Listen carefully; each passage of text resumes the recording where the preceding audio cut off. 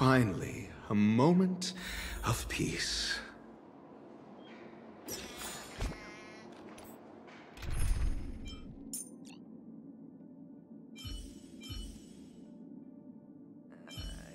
Doctor, shake a leg.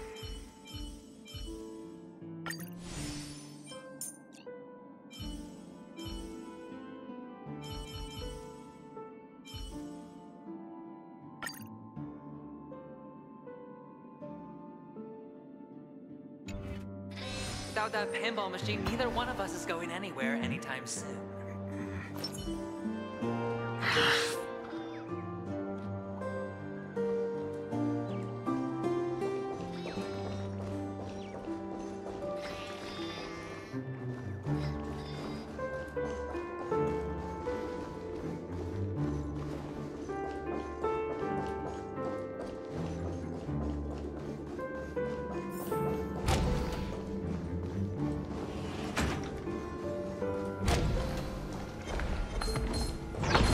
Stream forth, gleam of old blades.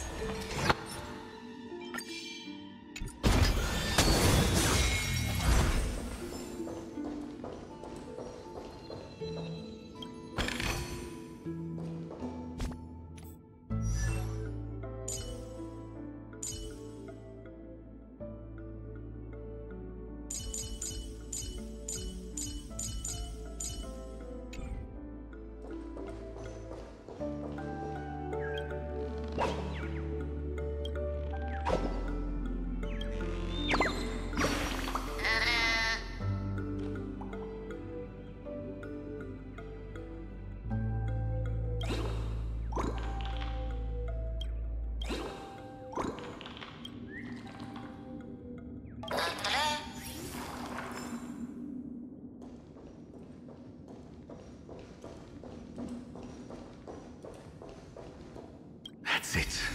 Pleasant moments of solitude are always fleeting.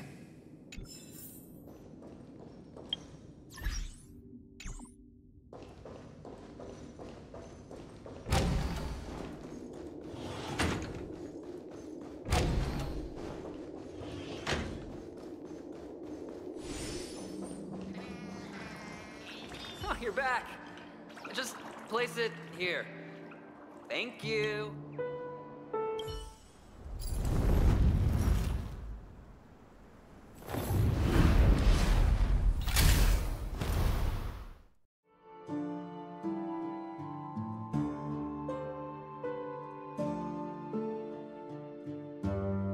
Thanks, Doc.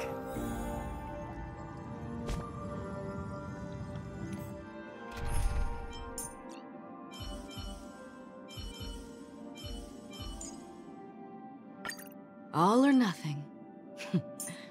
Time will tell.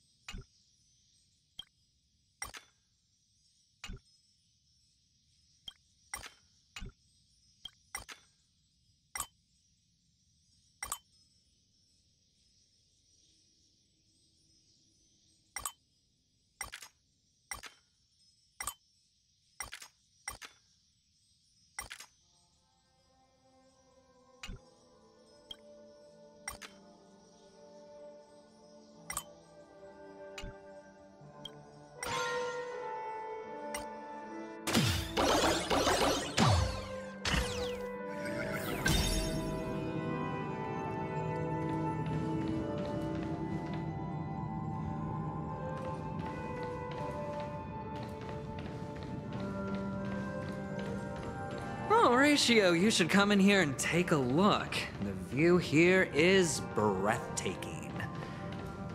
Honestly, you could easily squash me with just a pinch. If that is your wish, I will do so without a moment's hesitation.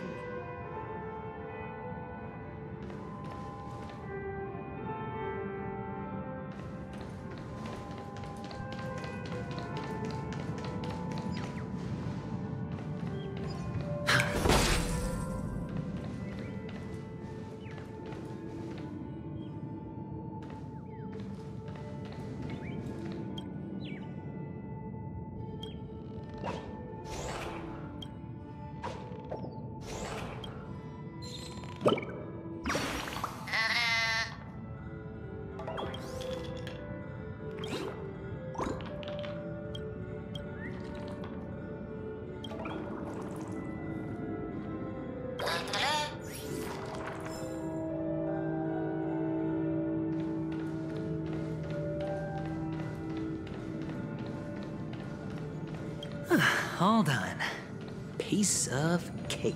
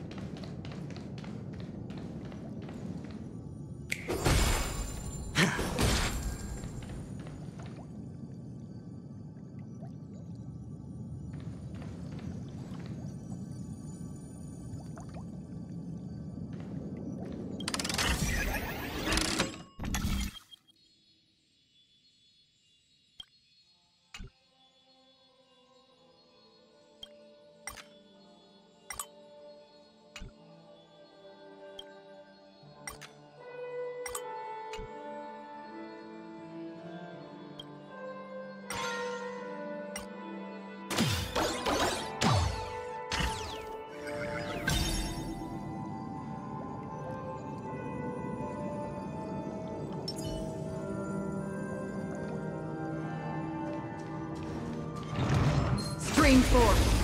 Gleam of old blades.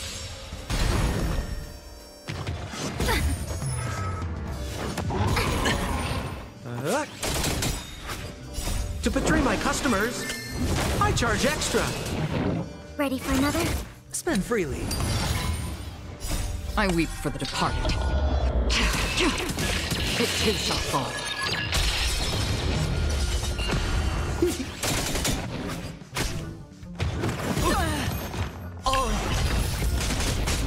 Net markers activate. Time for a good old counterattack. Again? Watch your head. Bust. Or maybe I'll take it all. Destined for oblivion. I weep for the departed. It too shall fall. Ready for another? Net markers activate. Time for a good old counterattack. Still waters of oblivion. To betray my customers, I charge extra.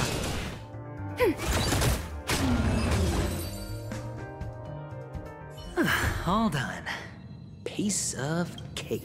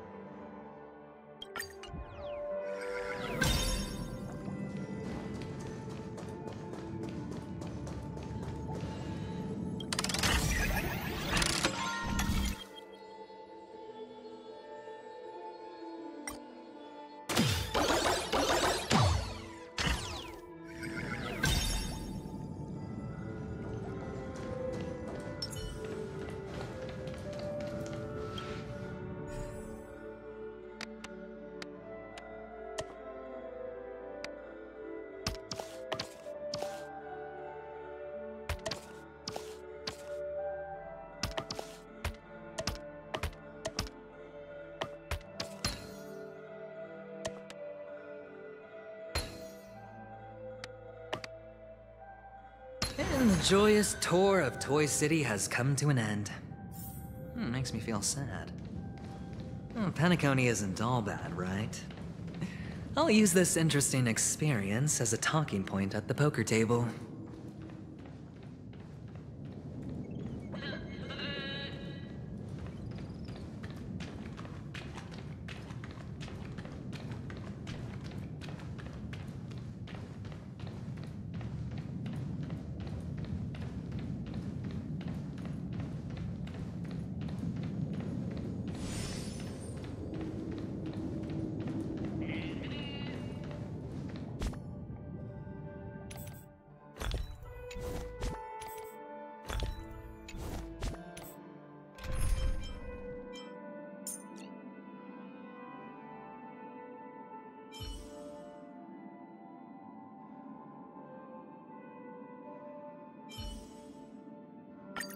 Shouldn't the fool introduce himself to everyone?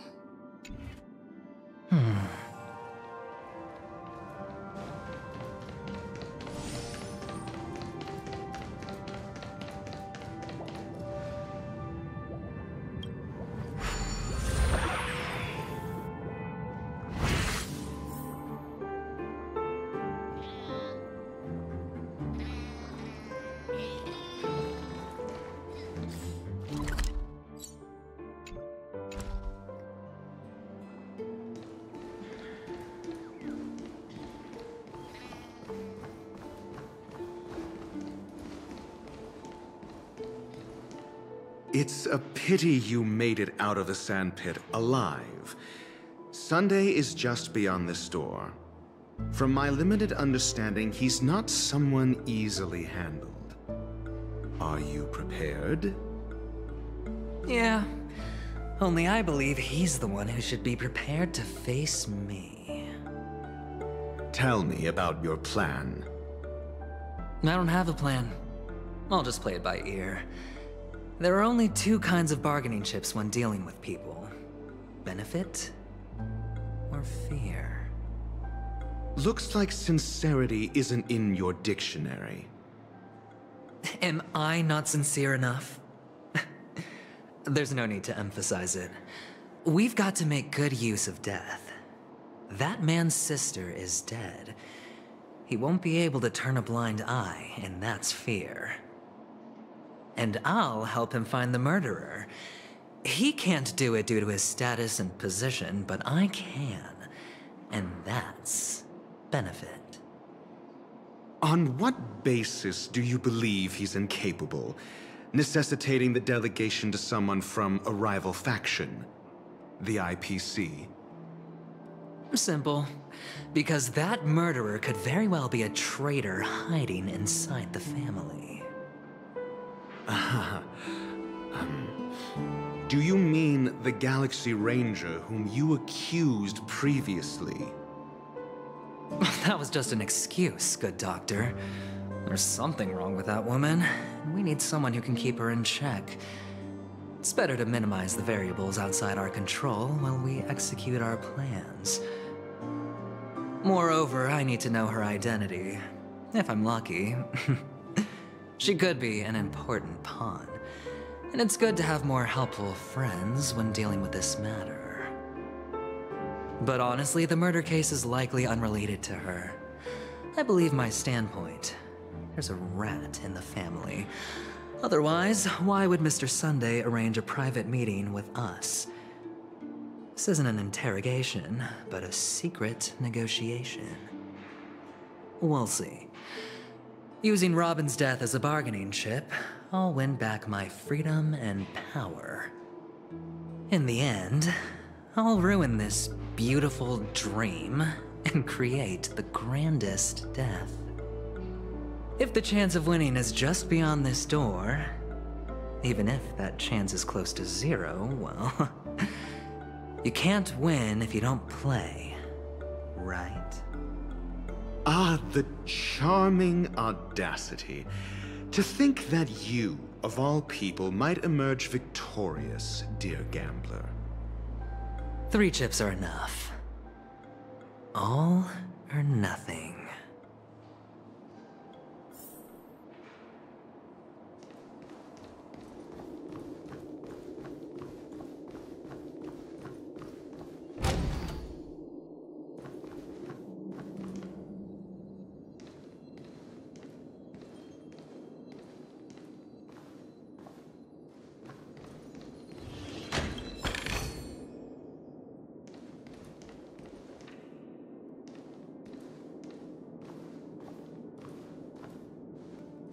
It seems my puzzles are too effortless for you, IPC Ambassador.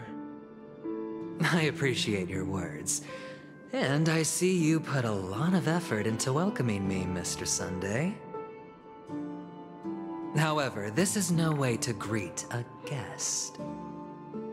Well, this isn't an invitation, but a summoning. Before we speak, I need to test your character. I imagine this knowledgeable doctor friend of yours has been of great help, yes? Certainly. You ought to know this better than I do. He's already faithfully fulfilled his duties, hasn't he? Yes, the doctor has assured me of your noble character. He considers you, like himself, a virtuous person who can be trusted by the family. I have come to know you very well as a person, Mr. Aventurine.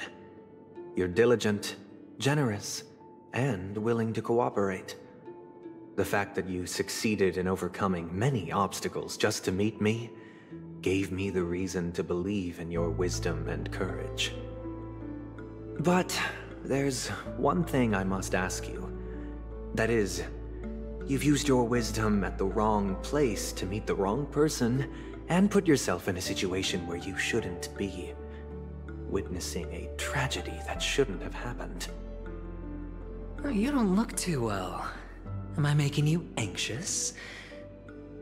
If not, then it means I'm on your side. If I wasn't mistaken, you'd just made a serious accusation against the family. No, you weren't mistaken. For depravity is creeping in around you. There's no need for us to be evasive. Let's talk about your sister. Your sister's talent is unrivaled in the world of show business. As you know, her voice has been out of tune since she returned to Penacony. What's more disheartening, she can't sing anymore. Who could be responsible for this? Many suspect the culprit is among the outsiders, but I know you hold a different opinion.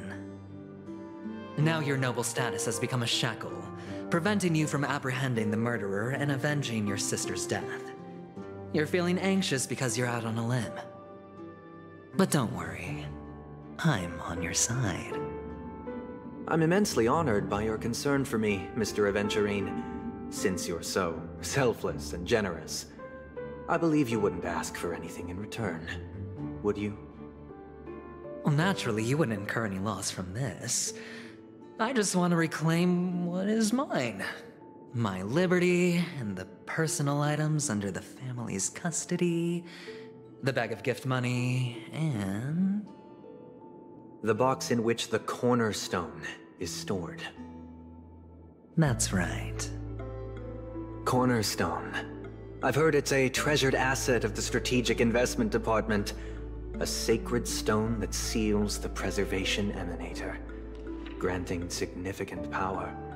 And every liquidation specialist holds one. For an object so precious, it probably comes at an even higher price than other forms of recompense. Well, I'm sure you're aware of the high level of risk I'll be undertaking to bring the truth to light. Mr. Aventurine, when you're out and about, do you always make adjustments to your appearance? Your tie should be on the center line. Your shirt must not protrude from your vest.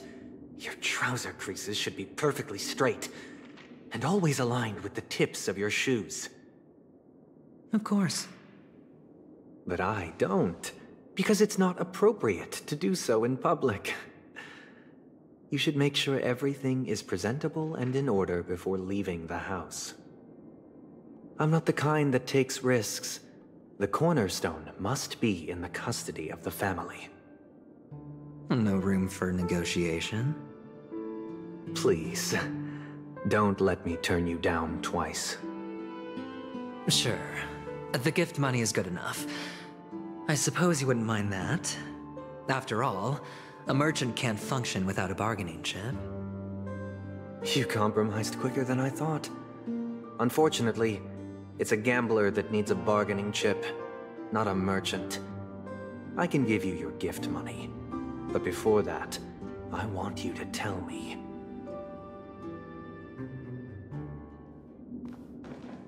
The fact that you can decisively forsake the box you asked for, what exactly is stored in it?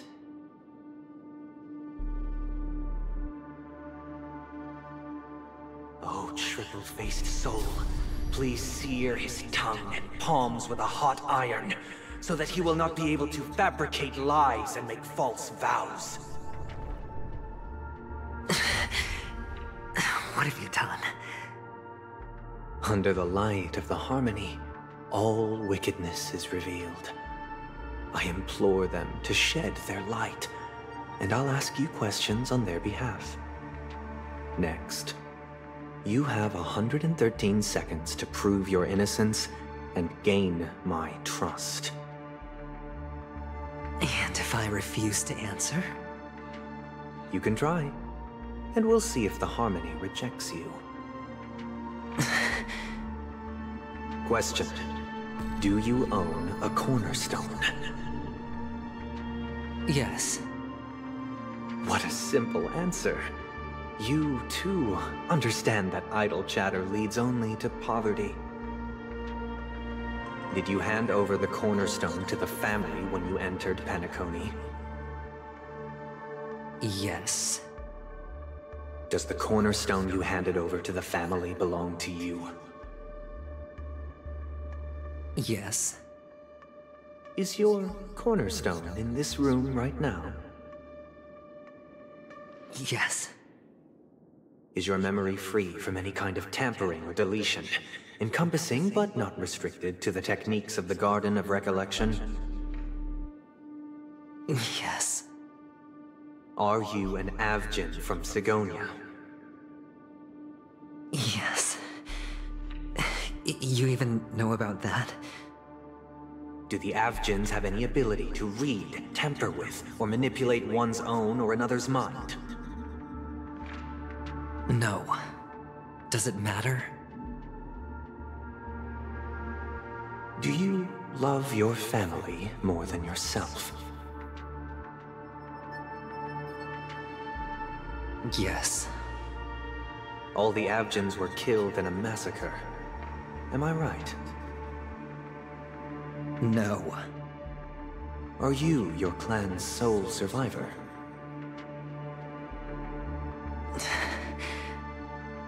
Perhaps. Do you hate and wish to destroy this world with your own hands?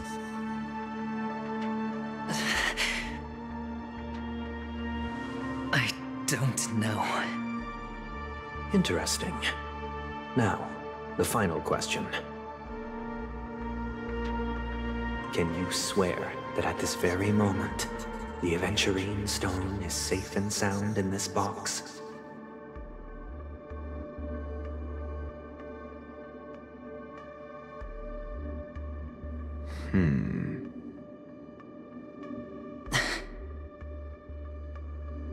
Of course. Looks like we can get an answer. Open it, Mr. Aventurine. It's your last chance to defend your honor.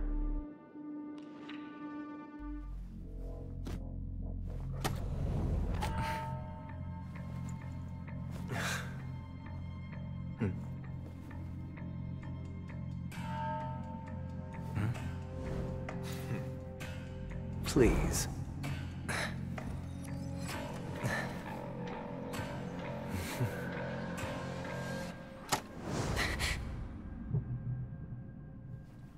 Are these what you're looking for?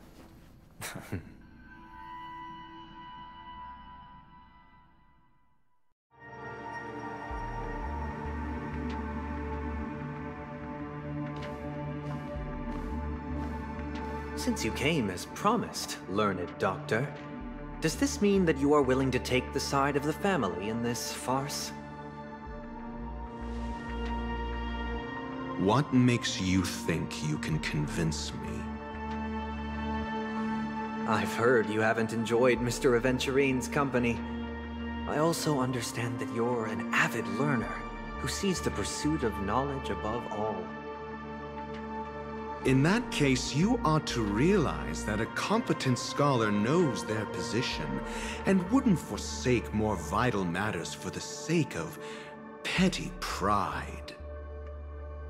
If you agree to assist the family, I'll share our research findings on the Stellaron. You must be quite aware that, besides the family, no other faction is willing to share such information.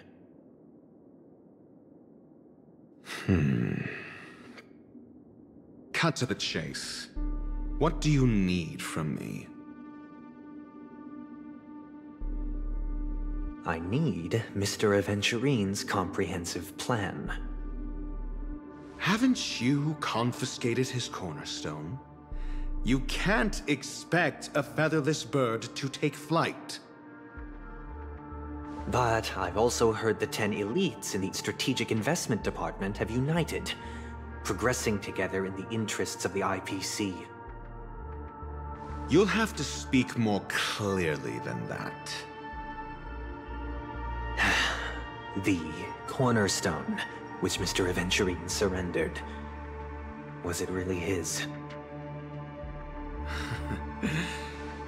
You question whether he would entrust you with someone else's cornerstone.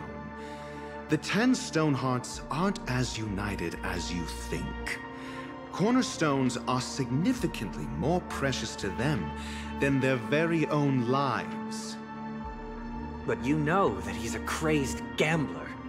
The more vocal he is about it, the more cautious I must be.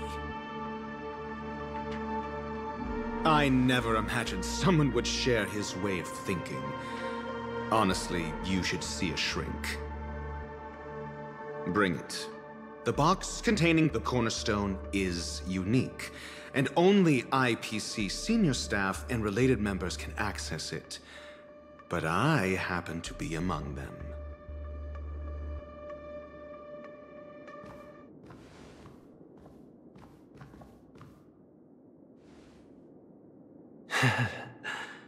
I appreciate it.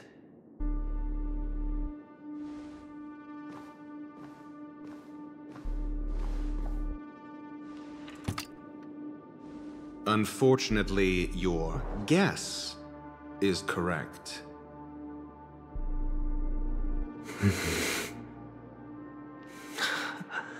The golden stone.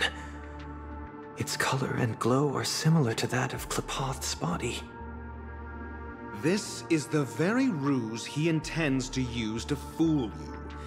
He won't reveal to you that the 10 Stonehearts chisel their own will into the cornerstones, granting them an unparalleled radiance.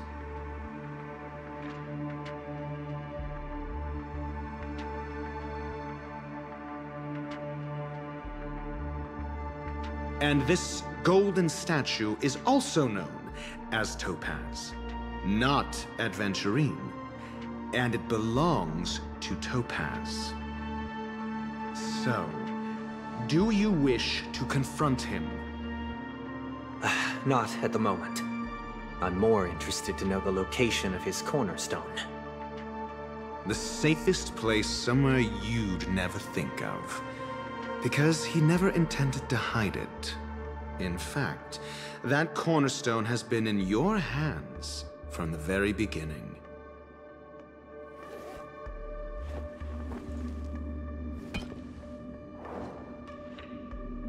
I see. This bag.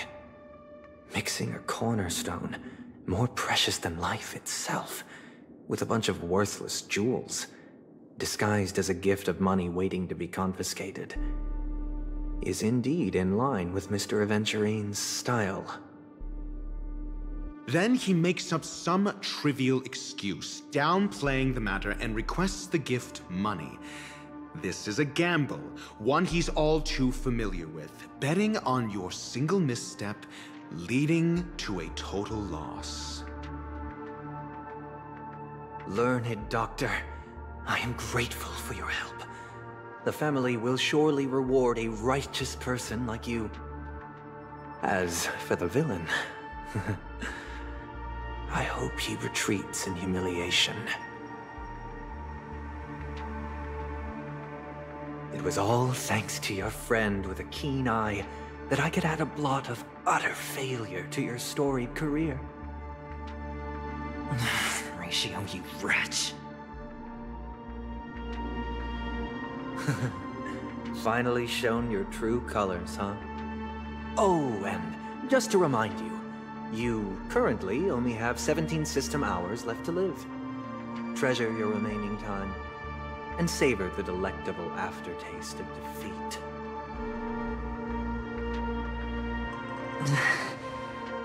You might as well explain yourself a little more clearly. What I performed on you just now was the Harmony's consecration. You were to show allegiance beneath the illumination of their grace.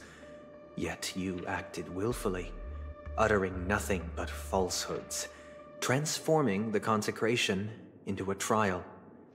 I genuinely see no reason to absolve you from it.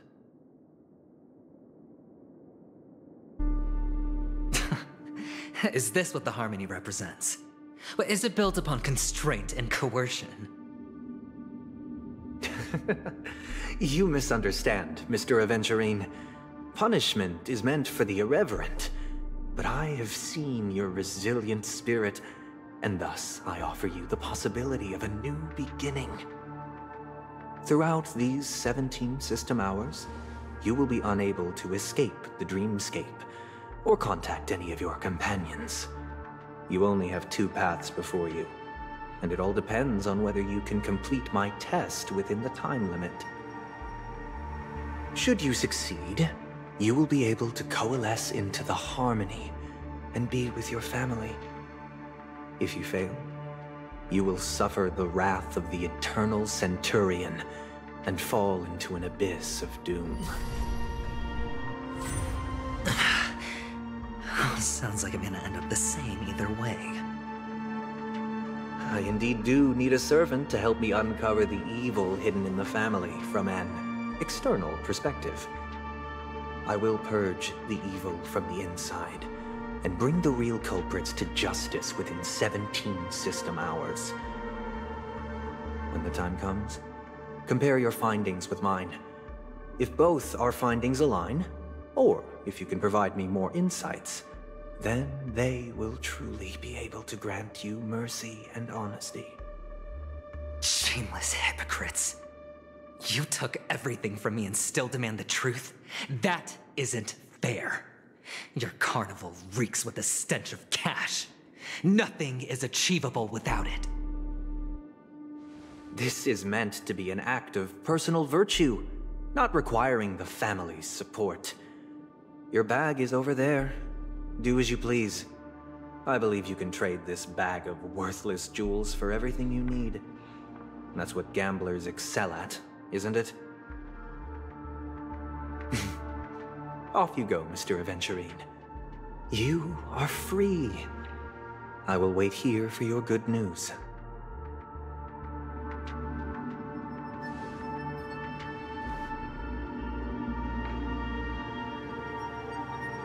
This meeting isn't an interrogation or a negotiation. It's an outright execution. Why would I do that, Mr. Aventurine? I'm just wondering what a passerby who stumbled upon a scene of a murder could have found out. That's all. By the way, before you go, I have a personal question. What is it now?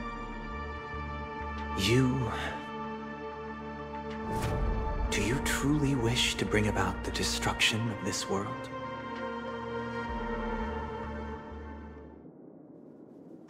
Kakavasha! Where did you go? Oh, are you injured? I got it back, sister. You went to look for them? That's too dangerous. It's just a necklace. It's neither food nor water. We can survive without it. But I can't live without you, little brother. promise me not to look for those catechins again, okay? Sister, don't be afraid. The catechins are fools, but I'm smart. I played a game with them, and I won. Won? What happened exactly? Tell me. I made a bet with them. The two birds in the desert and me. Who will die first? I won. They suspected me of cheating, but I didn't. I won fair and square. Of course you'd win. You've always been a lucky child. Gaiathra Triclops must be watching over you. But that's no reason to push your luck by going up against those bloodthirsty, cruel catechins. Have you forgotten how Mom and Dad... Look, this is just a necklace. But Kakavasha, you are my only family.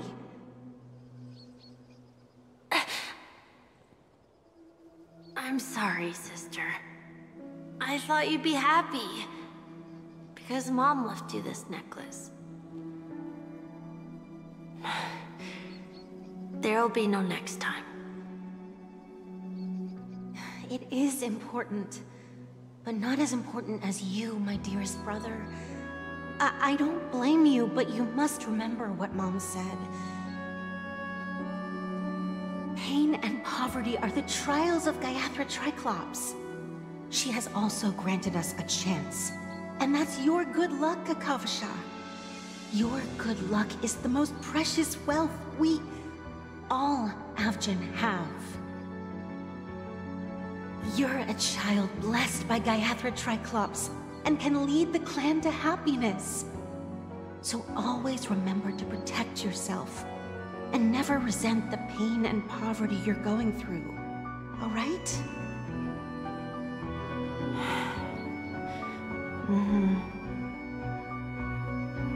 Listen to me and swear to Gaiathra Triclops. Okay. We'll swear to Gaiathra Triclops to protect this wealth. But sister, if Gaiathra Triclops was really watching over us, then why did she not protect Dad when he was swept away by the quicksand? After all, Dad went to the Catechins' land only to prepare for Gaiathra Triclops' offerings. And where was Gaiathra Triclops when Mom was shivering in our arms? Mom was still pleading for Gaiathra Triclops' forgiveness under her breath, until the moment she closed her eyes. Sister, everyone praises me for being smart, but I don't get it. If every rain pour was Gaiathra Triclops' forgiveness and grace, then how bad were our sins?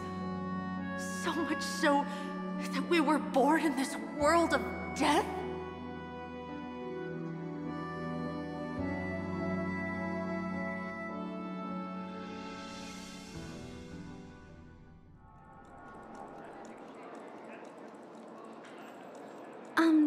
Excuse me. I can't seem to find any information on this artist in the Iris family archives. The photo you provided also doesn't show any matches.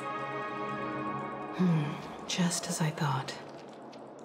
I'd like to ask, what kind of traces do people leave when they enter a dream? Are you referring to the records when you enter the dream pool? The equipment will monitor physiological indicators, such as heart rate, blood oxygen levels, and body temperature in real time.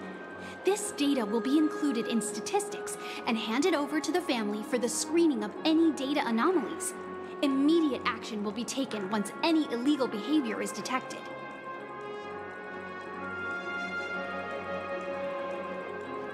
I apologize. The hotel does not have access.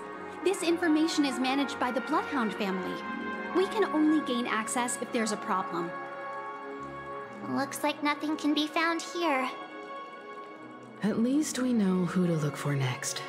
We can ask the Bloodhound family for information. Thank you for your assistance, Miss Allie. By the way, is Miss Robin doing fine? We are looking forward to her performance. Fine? What does that mean? Is there something wrong with Miss Robin? The preparations for the Charmony Festival have been proceeding smoothly, so I guess things are pretty good. I believe she will be able to put on a spectacular show for all of you. I'm sure. Sure enough, no one knows about Miss Robin. I'm not surprised. But that Miss Firefly is truly mysterious. There's no information on her in the hotel system. Even if she's a stowaway, she should have a disguised identity after entering the planet. She's also in the running for the legacy. How is she going to sneak into the dreamscape unnoticed? Is there any other way to enter a dream? Besides the hotel room's dream pool?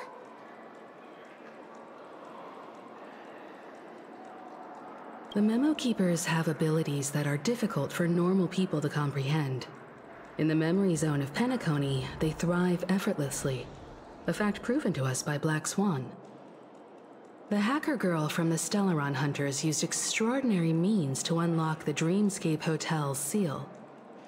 According to the scene witnessed by her, it is likely that they are behind Miss Firefly's case. The Garden of Recollection and the Stellaron Hunters. Both are possible, but what about the IPC? Since they want Penacony all for themselves, they're bound to have a plan. Who are you guys? The Bravo team has arrived at their designated position, ready to execute armed evacuation operation. Boss, get moving! Armed evacuation? Boss, are you drunk? What do you know? It's more efficient this way. Just don't let the director find out.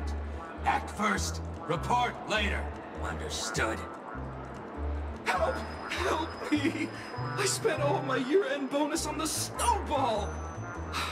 I don't want my name on the department's major disciplinary notice! Hey, check it out! That voice. Could it be the IPC workers from Bellabog? To all guests, the IPC will be conducting special operations within the hotel. Please follow the staff in charge of evacuation to the designated safe zones, or compulsory measures will be enforced. I'll request a beating for you lot! You've been told not to drink during work hours. Take him back to the hotel room. I'll organize a meeting later to properly go over how this incident report should be written.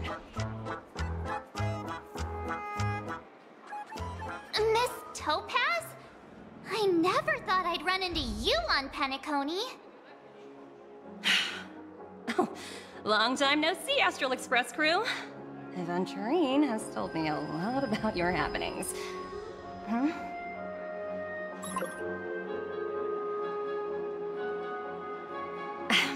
It's fine. Do as they ask, and try to avoid any conflicts with the family. Report to me before taking any action. Yes, all right. As you see, the IPC isn't very popular here on Penacony. Cordiality from the family is a mere facade. The former frontier prison has turned around and cuffed its shackles on the IPC staff now. Only Aventurine, who carries an invitation, is allowed to attend the banquet. An entourage like us, we can only sit around in the reality hotel, unauthorized to even enter dreams. No wonder Aventurine's scrambling to partner up with someone. The IPC can't back him up in the dreamscape. His situation isn't optimistic, I hear. You're all helping to investigate some dirt on the family, are you not? Let me know if you need anything outside the dreamscape. The IPC always treats its partners well. Thank you, Miss Topaz. We're on our way to the Hounds to verify some intel. Perhaps you've had dealings with them? Yep. They're tailing us right now. Why not go and talk to them? It'll take the spotlight off me. Being constantly stared at is really uncomfortable.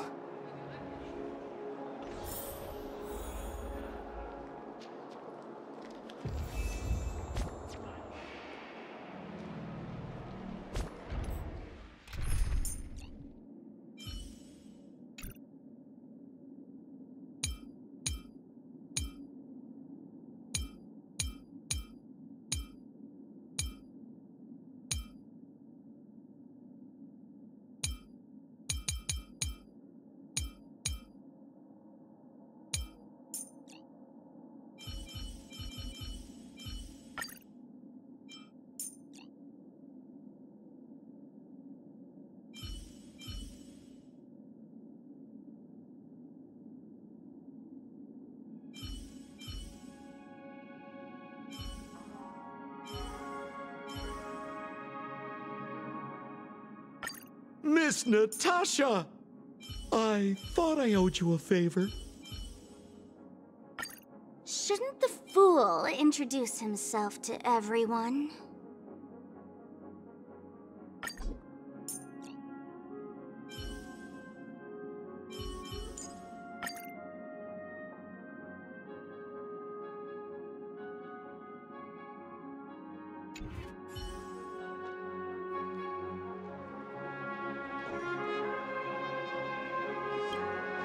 How does it feel to be in business with Aventurine? I bet you're not used to it. That's just his style. All or nothing is his mantra. He's always cozying up to his clients while egging them on to undertake some dangerous assignment with him. But everyone has their merits, so I won't comment further. But Aventurine's luck has always been good. He's always closed all his cases without a hitch, and basically never lost a gamble. Which is why, on the issue of retaking Penacony, I'm watching with keen interest. As for the two cases, apologies, but I don't have much info on them either. All I can do is ask you to keep digging for more details.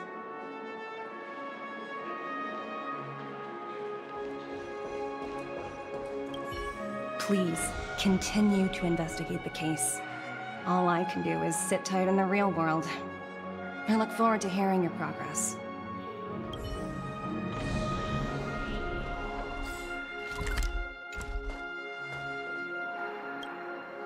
We're carrying out our captain's orders. What do you want? We made a mistake last time, and we're working hard to rectify it now. We don't have time for anything else.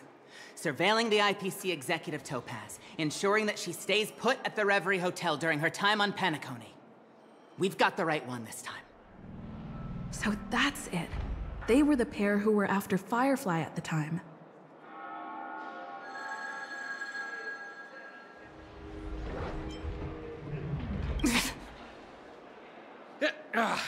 It's you again. Back for more trouble? We're not afraid of you this time. Well, spit it out. Stop bothering us if you've nothing important. So you know each other. Why do you keep running into people you've beaten up before?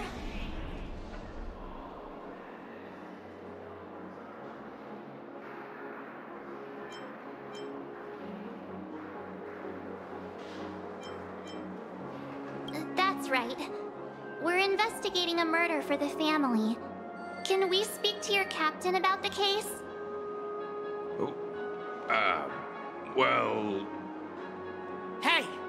The security officer instructed everyone to shut their traps before he returned from Dream's Edge. What murder? You'd better stop spouting nonsense. Yeah, that's right.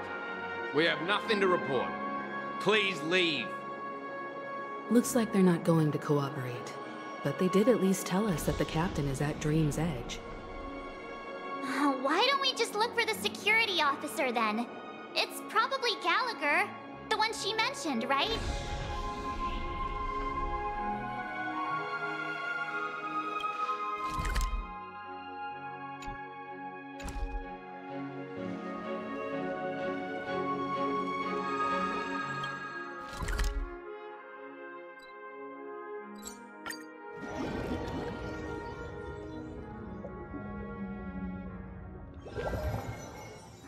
Such tight security. I bet they're stumped by the case as well. Gallagher. Gallagher. Where could he be?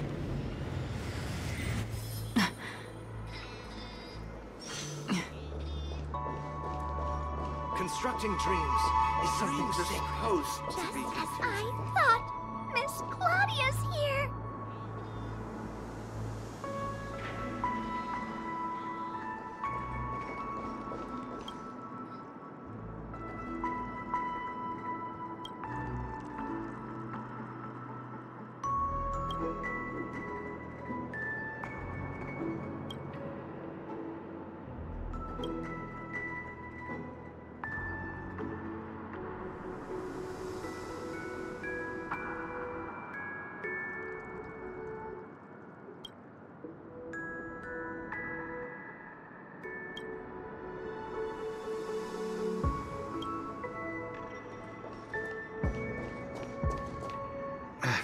Apologies. The Bloodhound family is running an investigation up ahead. No unauthorized personnel allowed. Hold on a minute. I think I've seen you before. The gray-haired one. How much trouble have you stirred up exactly on Penacony?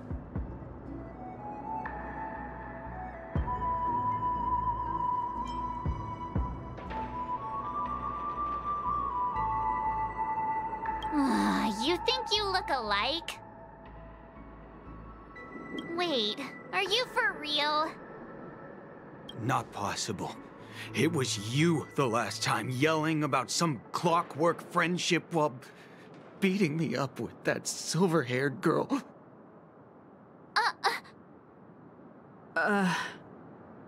I'm not letting you get by this time. Please leave, or I'll have to get on my knees and beg you. Huh? What kind of heinous crime have you committed now? Hold on, sir. We have documents authorized by the family that would aid your investigation. If it wouldn't trouble you, could we see this Mr. Gallagher? Who exactly is this Gallagher you keep talking about? There's been a few people mentioning this name. Even the one with the gray hair. He didn't send you all here? It was the security officer who dispatched us. That's all I can divulge. He'll do! He's the one we've been looking for! Sorry, no can do. The boss said that since it's a matter of the family's reputation, no one's allowed through. Everyone, please leave. There's really no need for us to make things difficult for each other, right? We're really sorry for troubling you. Let's think of another way. Another way... that's it! Didn't they say something about that... what was it? Clockwork? That got this guy to change his mind? Can you perform it again? That... clocky magic.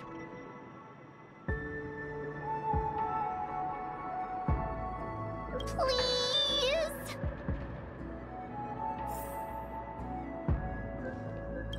Sorry, no can do. The boss said that since it's a matter of the family's rep... Everyone, please leave.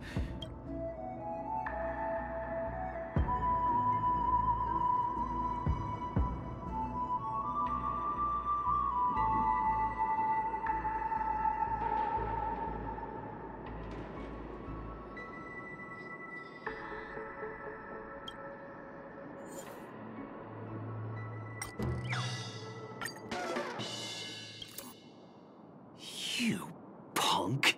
Why can't you understand the words that are coming out of my mouth? The security officer's word is absolute law. I've told you that place up ahead is off limits.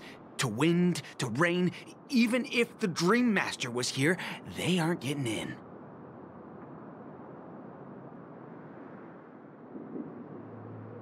That's just a metaphor. A metaphor. Don't you get it? Oh, I'm warning you. If you keep insisting, I'm gonna have to show you my true power. He looks kinda angry now. Should we?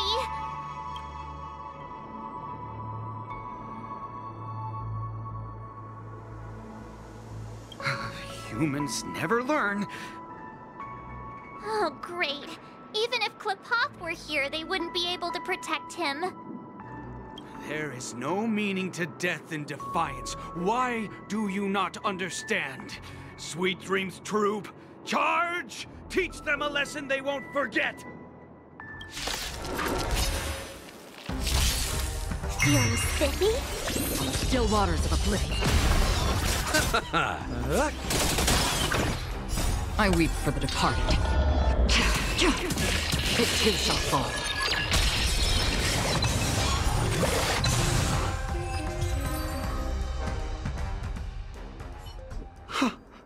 Am I destined to relive this outcome?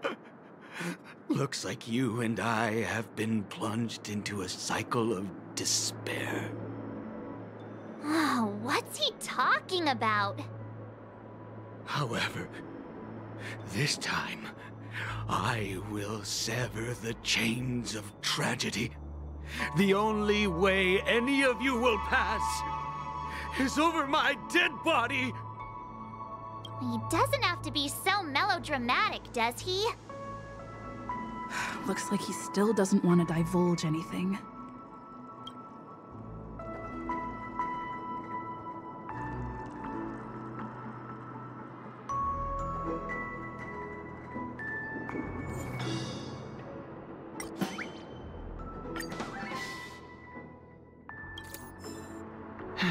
Let me see what time it is now.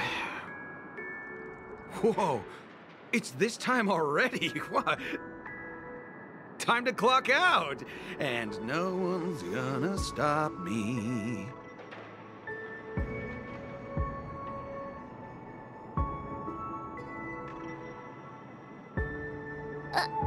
What?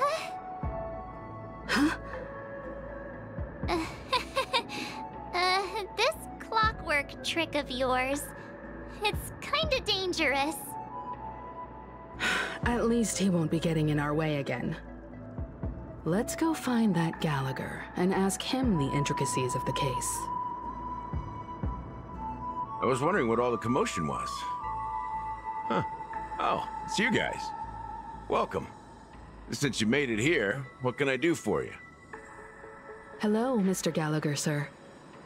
Judging from your tone, it sounds like you were expecting us. Miss Himiko, you're too polite. There's no need to call me sir.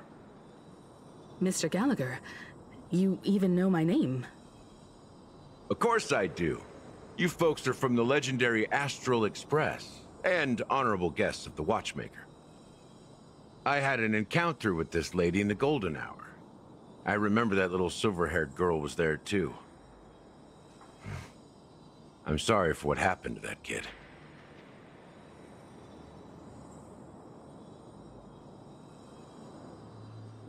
This is also the reason why we've come to visit you, Mr. Gallagher. The Express can't just overlook the death of that child. So we've decided to help the family get to the bottom of it, in the hopes of getting justice for her.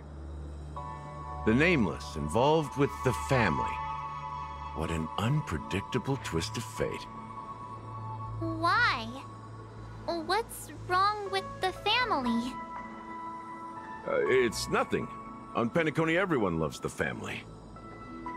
No matter how much one resists the beautiful dream, when the time comes, they too will find it hard to let go. Who wants to leave a warm nest? Just idiots, little kids, and inebriated fools. Mr. Gallagher seems to be getting at something. You got it wrong. I'm not. You want to discuss the case? Sure. Come with me. This is not a good place to talk. Let's go elsewhere.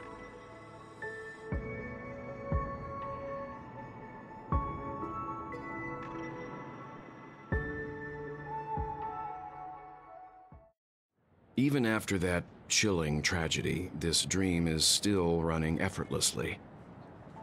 Other than the family of the Harmony, it's hard to imagine any other power in the universe that could sustain a building of such magnitude. The family itself is a huge, perfect building.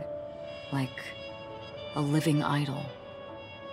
Each member of the family sees themselves as a piece of the divine puzzle, revolving around a singular core and a shared ideal. Under their command, they loyally fulfill their roles, offering themselves while also receiving sustenance in return.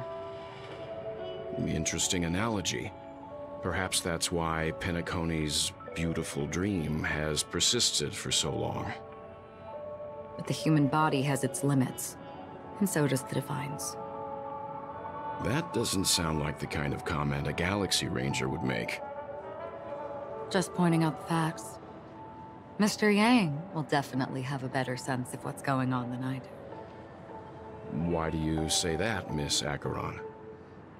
The beautiful dream is crumbling. But not because of a particular eon, a particular faction, or a particular visitor. Its collapse stems from a certain inevitability of human nature. The family refuses to acknowledge this, and it has ultimately backfired and become a catalyst. As people immerse their souls in the dreamscape, where consequences and pain cease to exist, and only ease and pleasure prevail, they draw closer and closer to necrosis. Regardless of the perceived bliss, death looms as the inevitable conclusion. Also, this necrosis will diffuse and spread. One piece of the puzzle's mutation will eventually cause the entire building to shake, break, and crumble. In the end, the dreams that people built in the name of freedom became the cage that imprisoned them. I'm sure you've gained a lot from this trip, Miss Acheron. Are you willing to share your findings with me? Of course. That's if I remember.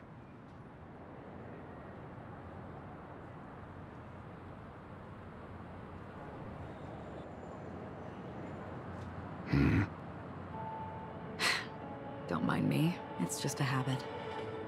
Owing to events in the past, I've become easily forgetful.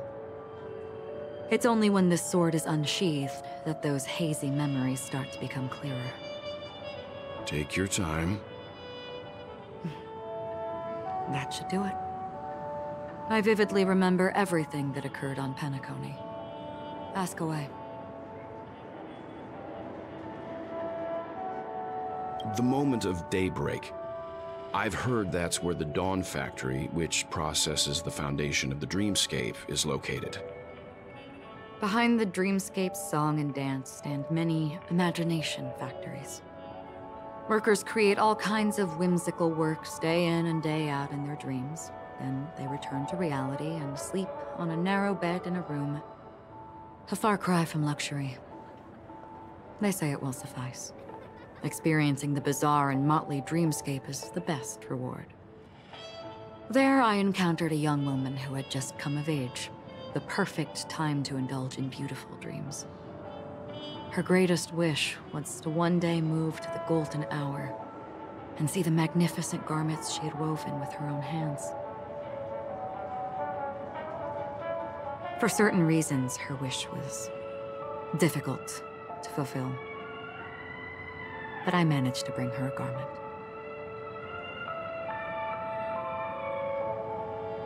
Gilded Hour. It's said to be Penacony's currency center. Yes. It is a fortress-like financial city, the economic heart of the dreamscape. The Pepeshi people of the Alfalfa family are there to keep it running, sending blood that is made from money everywhere on Penacony. Everyone there is exquisitely dressed and always in a hurry. The greatest wish of the local Pepeshi people is for their future generations to work in the Gilded Hour. I've never met anyone who is willing to talk. I could only stand at the crossroads, watching crowds of people hurrying like the wind through the jungle of steel, only to deposit the alfalfa credits that they'd earned into the bank's vault. I don't know if they would open the vault door, but before I left, I witnessed a well-dressed Pepeshi person plummet from the sky, while those around him continued on their way, unfazed.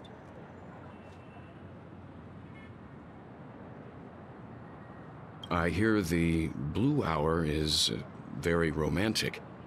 Do you have any tales to share? Perhaps Mr. Yang has heard. There is a large boat called the Eventide, anchored along the Sea of Dreams, where soft music and dancing persist endlessly every night. I ran into a wizened lady there. She was at the dock, waiting for her long-departed lover to return, waiting for countless hours within time that stood still. In the humid sea breeze, she spoke of her own youth. Like many who desired wealth and love, they came to Penacony to pursue their dreams. Alas, her lover's consciousness was lost in the dark depths of the Sea of Dreams. Finally, she suggested we continue our conversation on a boat in the shallows. I agreed and boarded the boat with her. But she never said anything. Her eyes absent-mindedly gazing at the horizon for what seemed like forever. Finally, we retreated to the beach. The dreamscape of chic, luxury, and consumerism, the moment of dusk. My companions have been there too. Then you all must have seen those who are attempting to realize their dreams. Or have realized them. Scattering money as if it were dust and betting it on all or nothing. Everything has a price, and everything can be bought or sold. Even dreams themselves.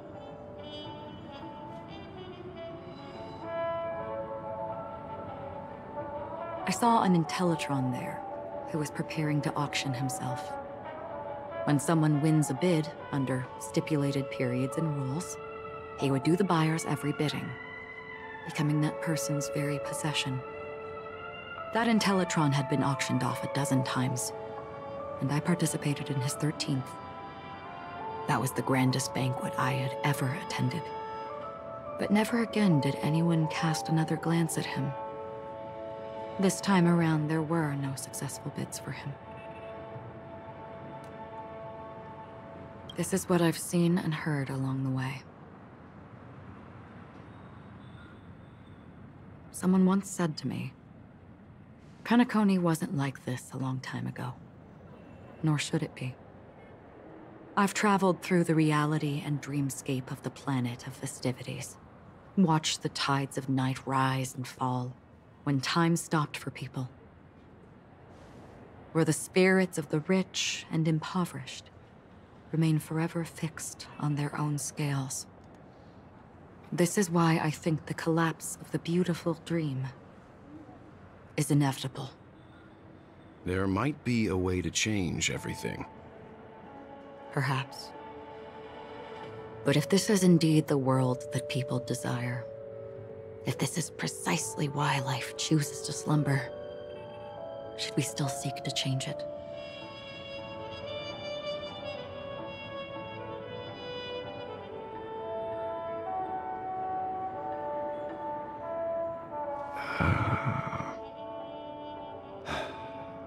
Miss Acheron, now it's my turn to share a story with you. There was a man from my homeland who, at a time when the world was grappling with deep, unhealable pain, made a choice. He wove together the dreams of everyone in the world, linking people's dreamscapes, and shouldered this burden himself. From this, he created a giant, a spiritual atom. And since that moment, The giant stood between heaven and earth, becoming the pillar of the world's existence. As a price, those who found it hard to move forward, who could not advance, forever lost their future. They slumbered in a dream, devoid of disaster and pain, living out their days peacefully in the man's created utopia. And it is because of the wishes of those people who wished not to awaken that this spiritual atom became unbreakable. And yet, you stand here right now, which also means that man failed. Because people must always move towards the future. Even if human weaknesses make them pause when they truly cannot move forward, humanity will eventually seek a way to save itself. And that man, he was never a failure.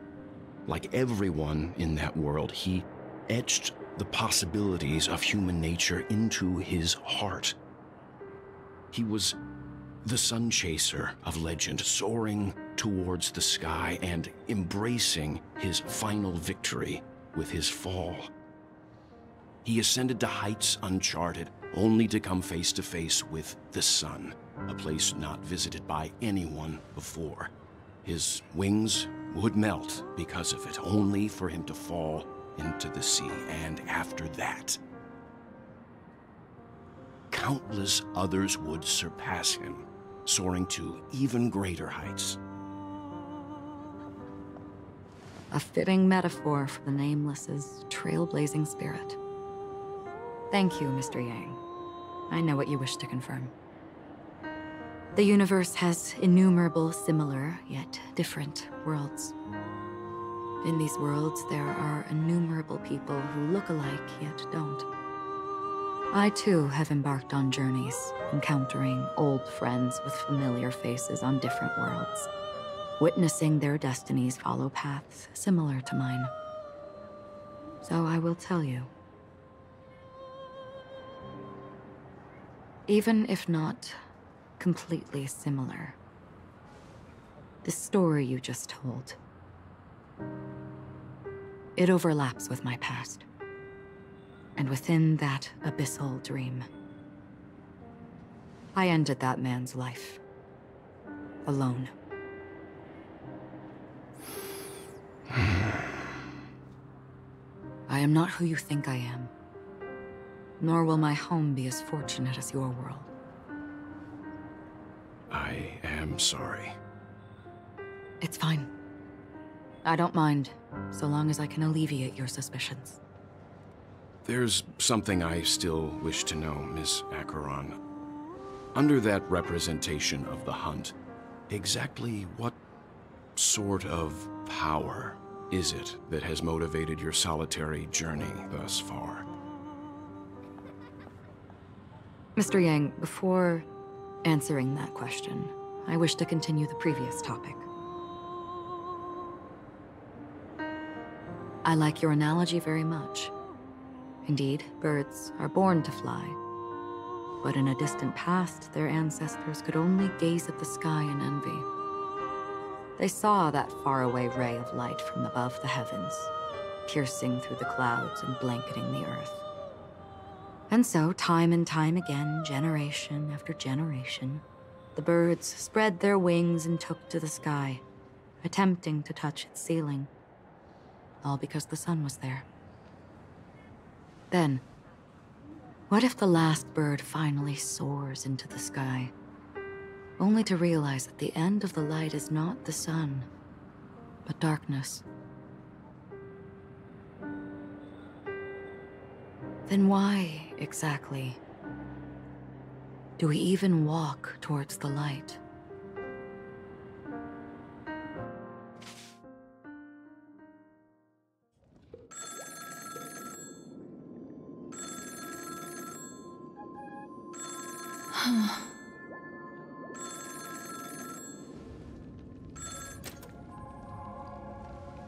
Long time no see.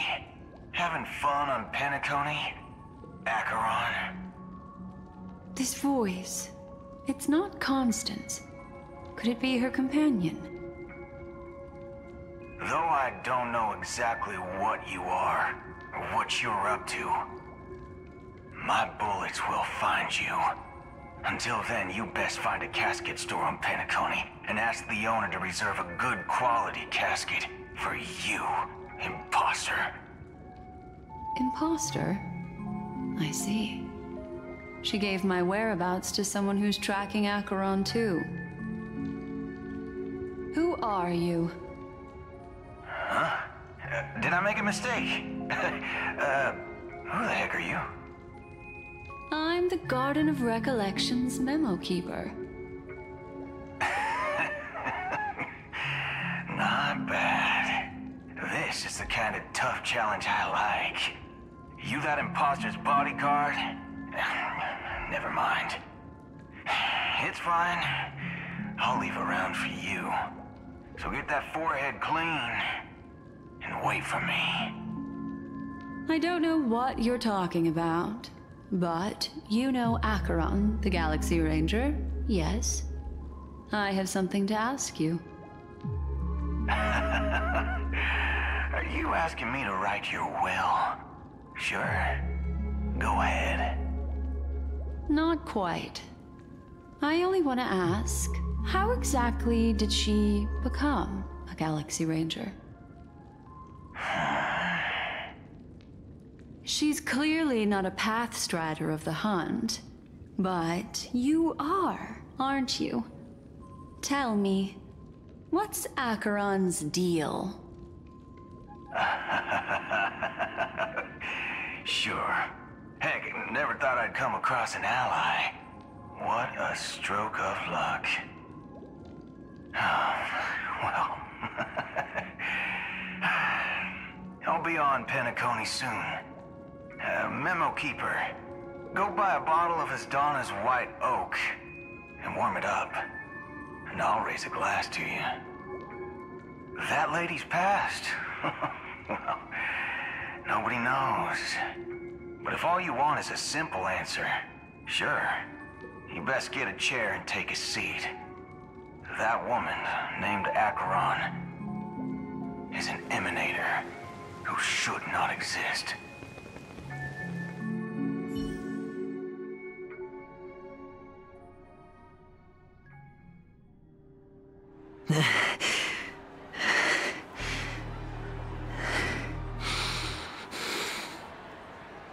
You look pale. Or is that also part of your act? I didn't think you'd have the nerve to show yourself.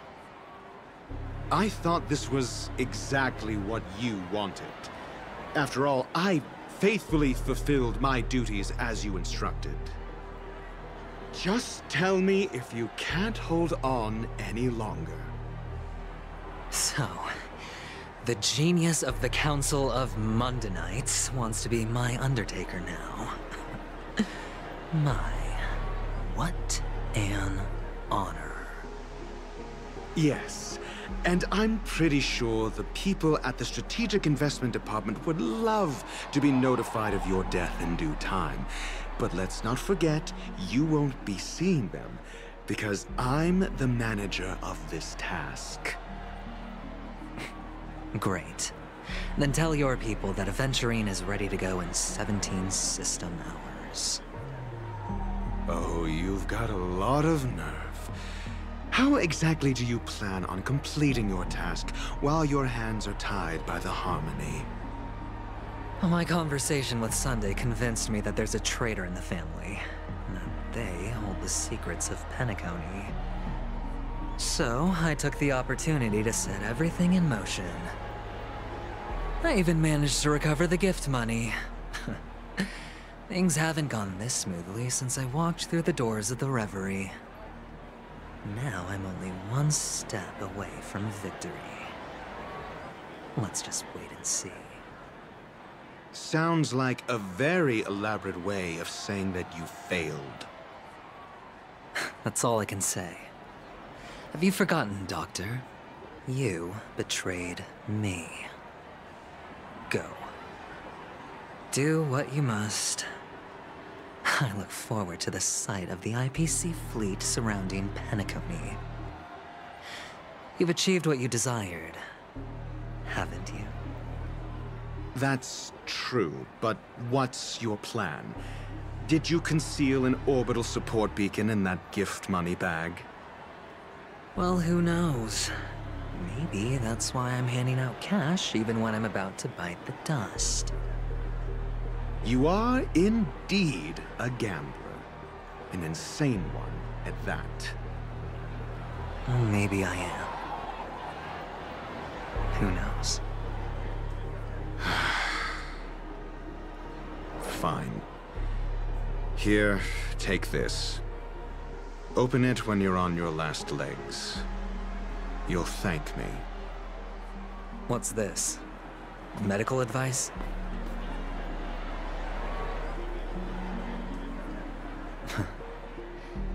You catch on pretty fast, Doctor. Asking me to solve a case without giving a single clue. How typical of you wing-headed scoundrel. But the way you're all on edge about that stowaway, it's just as I guessed it would be. As for now, let the rain of wealth from the IPC fall evenly on everyone.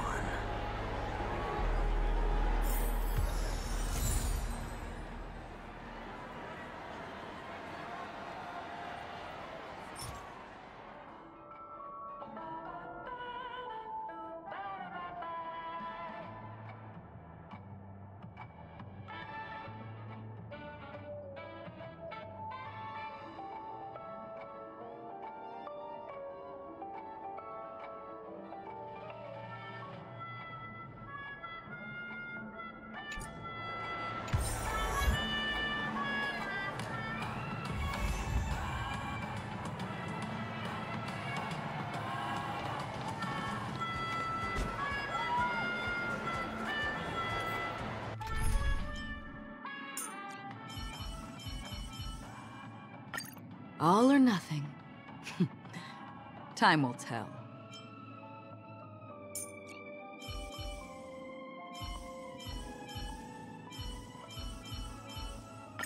Same rule as always.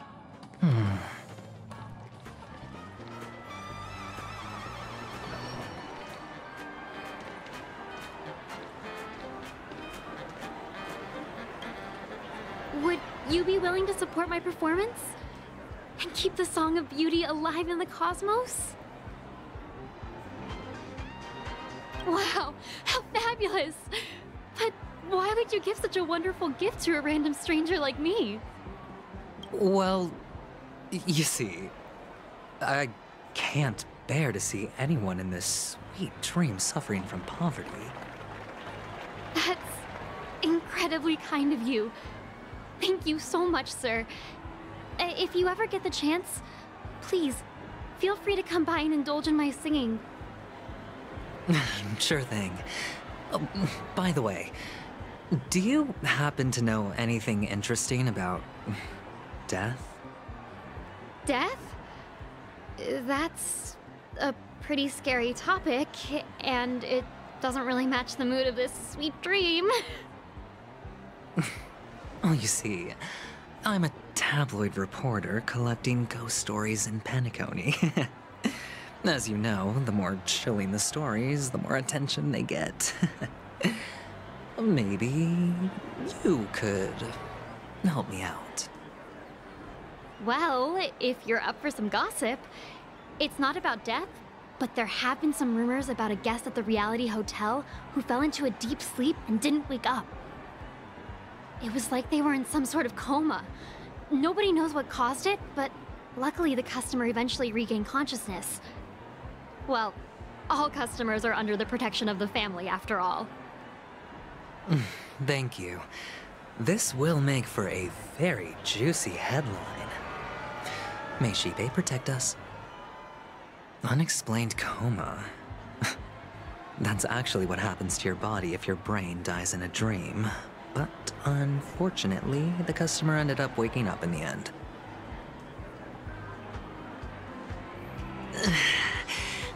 I can feel something inside my head. Is the harmony starting to kick in?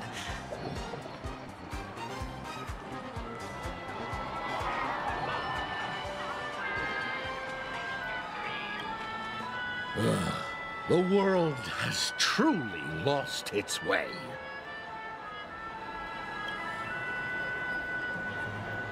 You... Wait. I get it now. This is some sort of prank show, right?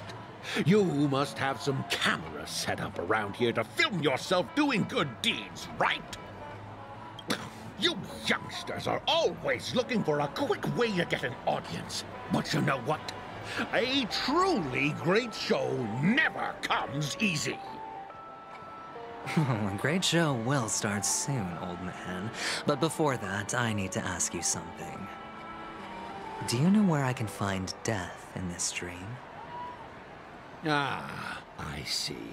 Another fearless youngster looking for death, huh? Well, let me give you a piece of advice. Don't think you're the first one who's ever thought of that idea. Death? Not even remotely innovative. I bought it from Dr. Edward. He claimed it was some exclusive fancy schmancy stuff. Now, what a disappointment. The effects were awful. First, some monster covered in eyes stabs you in the gut. And then all you see are blurry glimpses of buildings and lights. The sky was spinning so fast it almost made me puke. Is that all? Yeah, what else can you expect? Don't put too much stock in the Penacony movie industry. They even called this junk groundbreaking art. Can you believe it? What a joke. Well, I'll leave you be then. I hope you have a wonderful day. A monster covered in eyes. That sounds like the Memory Zone meme. But buildings and lights... I don't think those have anything to do with death. Well, that whole dream bubble was probably created using rumors and gossip.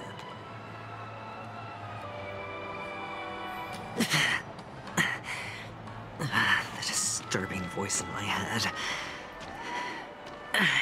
It's getting closer.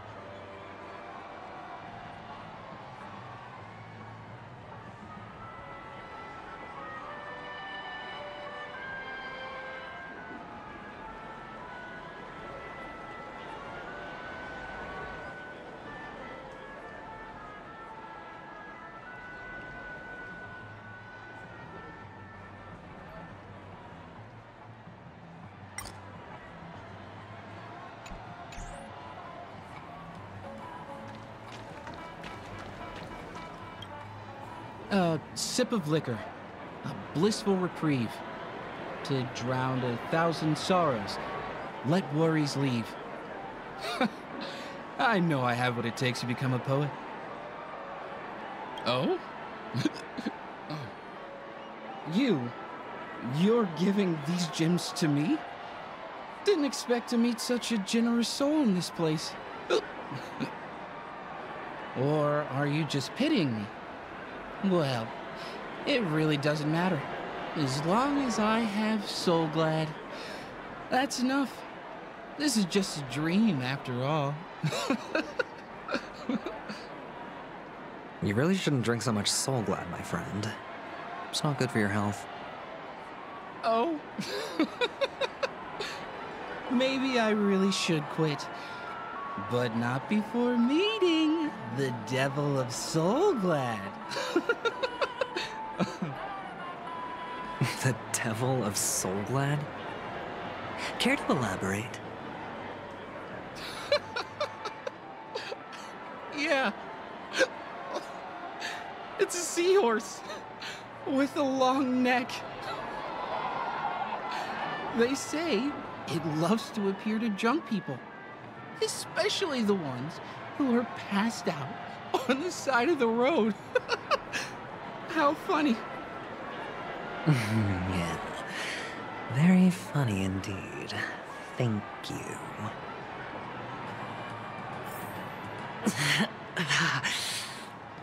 Does everyone have to go through so much torment before joining the family? Darn it. Now I just want to dig out my brain and use it as evidence.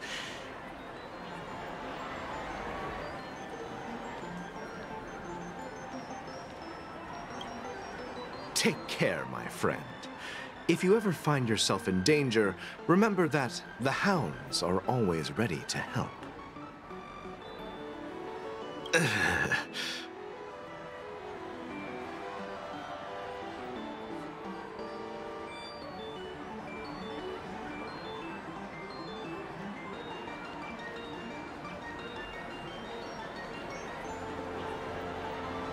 You don't look good, my friend. If you need assistance, I can contact the hotel and have them wake you up forcefully. That won't be necessary. I have some business to attend to. But thank you all the same. All right, then. If you ever need help, don't hesitate to reach out to us hounds. Well, actually, I do need a favor. As the most outstanding hound in Penacony, have you come across any stowaways recently? Stowaways? How could there be stowaways in Penacony? We've never had anything like that before. All right. Good luck with your work, then. What was I even thinking? Family would never share intel with the IPC. This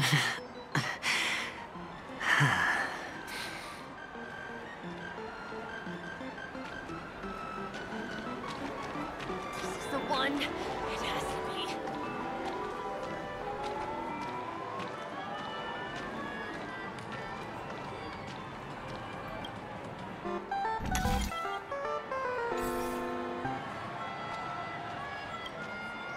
be. You want to talk to me? Sure. But nothing too sensitive, okay? Huh. Wealthy people have fancy ways to enjoy this dream. But to be honest, I've never seen anyone who gives out money to others like you. So, are you trying to be the prince from the tale, handing out his gold leaf garment and melting his lead heart in the fire? I'm flattered. I'm no prince, and I just thought these gems would help you speak. So, as an investigative reporter, maybe you've heard something about death? Ah, another curious soul. I see. Well, that was actually the topic I was most into when I entered the industry. But my boss shut it down. How did your boss talk you out of it? Well, she simply said, covering baseless urban legends like that would make us look like some third-rate tabloid. I thought about it, and she had a point. Reporting on stuff like blowing out birthday candles and getting spooked by nightmare ghosts isn't exactly professional material. Guess she's got a point. Thank you for sharing.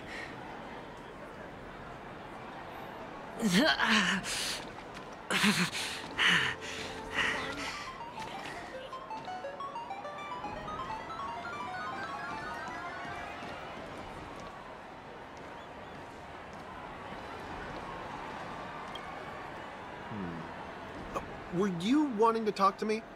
Sorry, I thought you were checking out something behind me. Is this a gift? For me? Are you sure this isn't some kind of mistake? Yes, it's for you. Just take it. Is this for real? Someone is actually giving me a gift. Not for my parents, but for me. Thank you. Thank you so much. No, it's not much. I just want to ask you something. I knew it. What's on your mind? Are you trying to ask about my father or my mother? Neither. I just wanted to know if you've ever heard about death in the dreamscape. Oh, you sound just like my father. Always warning me about danger, even in dreams. He's an Intellitron, so his dream entry methods are different from us organics. Can't count on him to protect me if something does go haywire. Funny, right now I'm still under his protection. How ironic. Hey, stay positive. Gold will always shine one day, right? The Devil of Soulglad, dangers in the dream, and nightmare ghosts. Well, surely death is a popular topic in this sweet dream granted by the family. I've collected a bunch of rumors, but no useful clues. The gems in my bag are running low. Well, let's see if my last lucky interviewee brings some surprises. Facilities.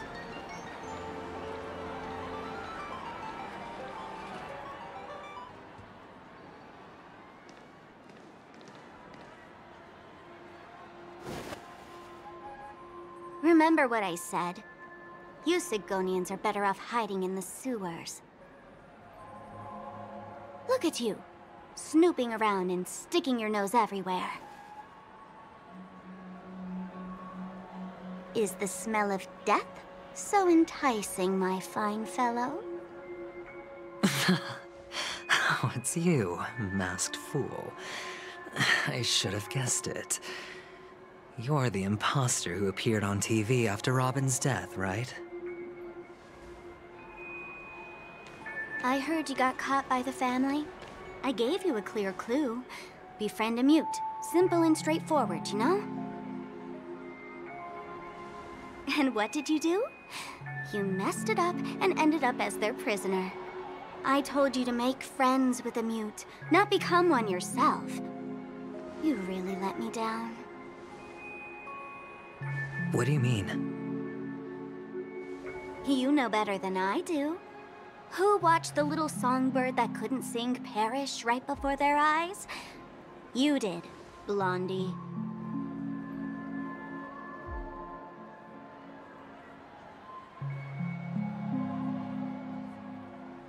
No, I mean... What did you mean by becoming one myself? Well, it means you'll soon end up like her, unable to speak ever again.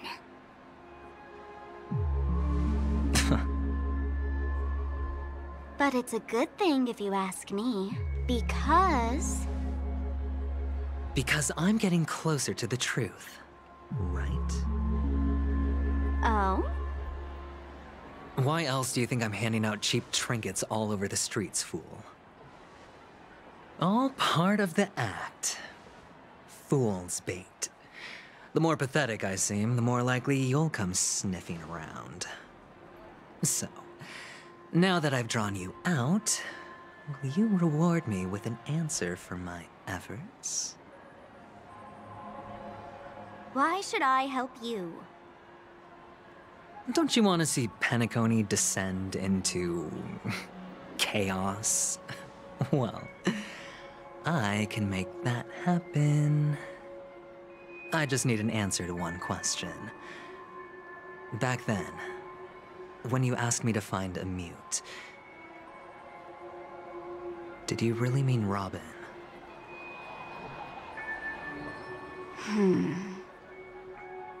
And what if I say no? Then I'll thank you. Oh, the word no has never sounded so pleasing. Well done. I admit I underestimated you, but what difference would it make? Let me tell you something. There were 2 mutes, but one is dead now, and the other, though he's still in Penacony, I'm afraid you'll never find him again.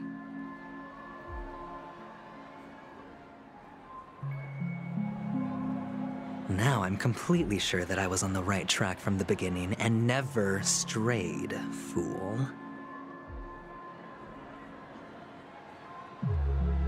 Right now, there are only 2 things missing from my grasp. The meaning behind the truth, and the means to expose it.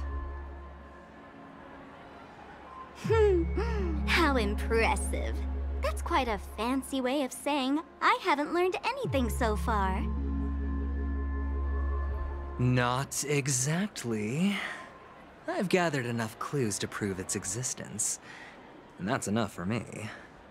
As for the answers to my questions, I'll find them within 16 system hours.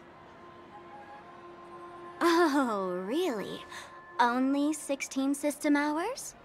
Well, let me lend you a hand. Here you go. This is my precious, mutually assured destruction button, and I have one just like it. When either of us presses it, the other and the whole of Penacony will go up in smoke. If you're really so desperate for the IPC to take over Penacony, blowing up the chessboard isn't a bad idea. Start from scratch. That's where the IPC excels, right?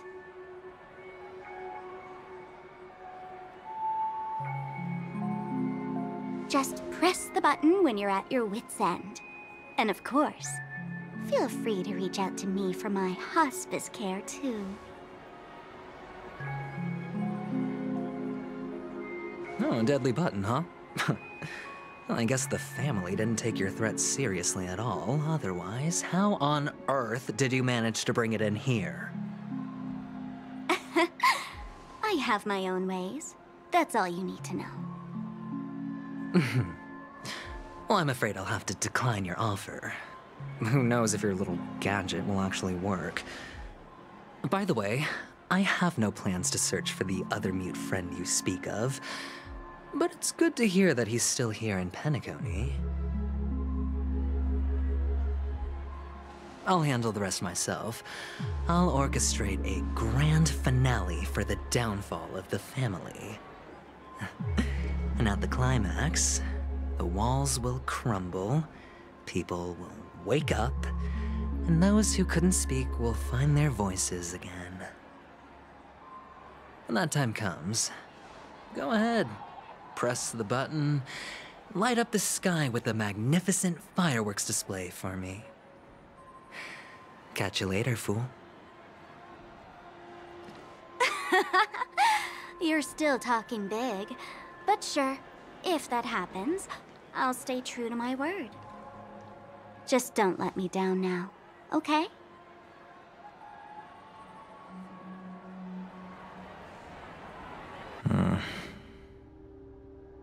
So, number 35. You're back.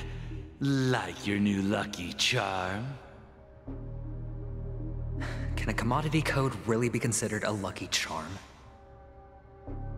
Silence! I didn't give you permission to speak, you Sigonian hound.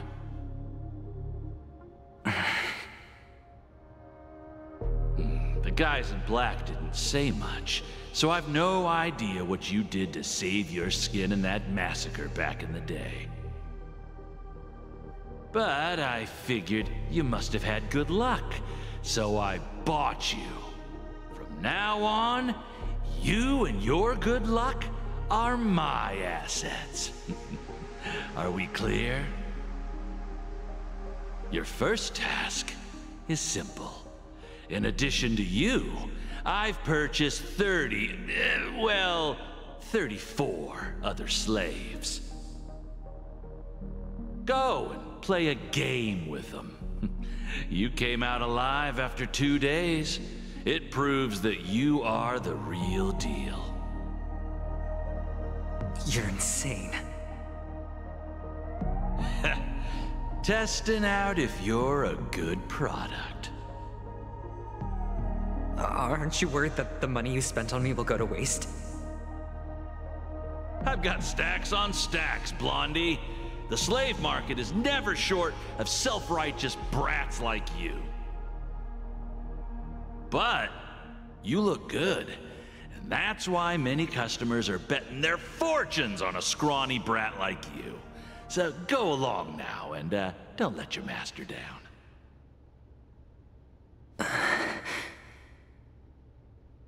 How much did you spend? What? My price. How much did you pay for me? Huh. You really want to know? Well, it was 60 tanba. No more, no less. I'll take my chances. 30 tanba. If I come back alive, you'll give me 30 tanba. Deal? Are you trying to strike a bet with me? Oh, you've got some guts. Yeah, sorry, but that won't do. Don't forget your place, slave. You're not qualified to be at the table.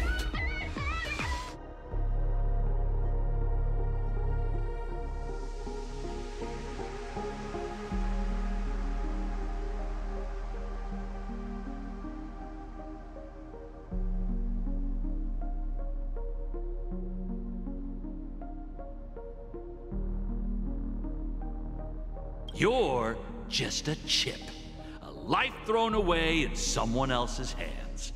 Either you come back with more chips for your master, or you never come back. It's all or nothing. Don't embarrass me, my lucky hound.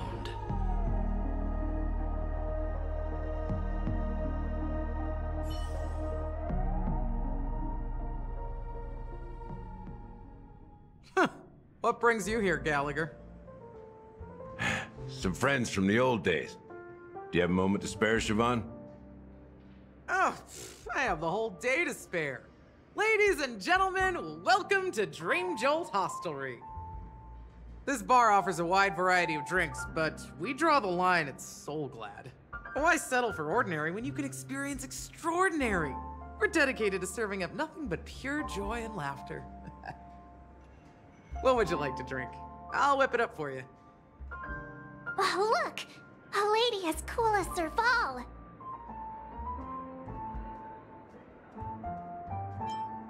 Who's Serval? Will you, introduce me to her? Huh? Oops. She's heard us. Just spare them, my esteemed bartender. I'll take over the bar today. I'm getting up there in age, and I need some practice before I forget the skills that used to put food on my table. Where did you stash the ingredients? They're all under the counter. Since our guests have traveled from afar, shouldn't you whip up some special drinks? That's exactly what I had in mind. Hey, my friends, do me a favor. Go around the bar and bring me any ingredients you fancy. The discussion might take quite some time, so I'll prepare some customized, non-alcoholic drinks for you. In the bar? But aren't all the ingredients right there on the counter? Why, we're in a dream, my lovely lady. You can help yourself to anything if you wish for it. Comfort, hunger, confusion, or even boredom. It's all within reach, right at your fingertips. Oh, did you hear that? She just called me my lovely lady. Even in reality, mixing drinks is more than just throwing ingredients together. A bartender needs to capture the bar's atmosphere, master technique, and spin a tale of mystery and anticipation. Only then can a perfect drink crafted with a customer's life story be created. In other words, what you get from your drink is down to luck, so don't overthink it. Indecisiveness has no place when it comes to enjoyment.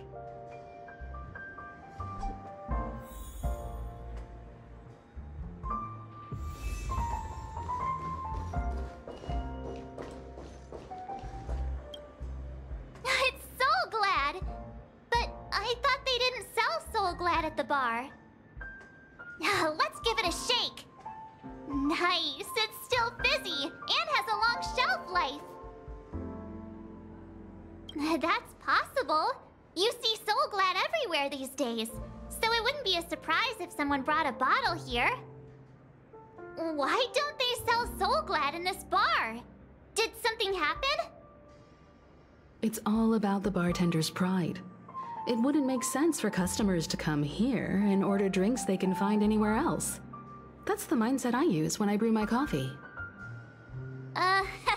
You're right, Himeko.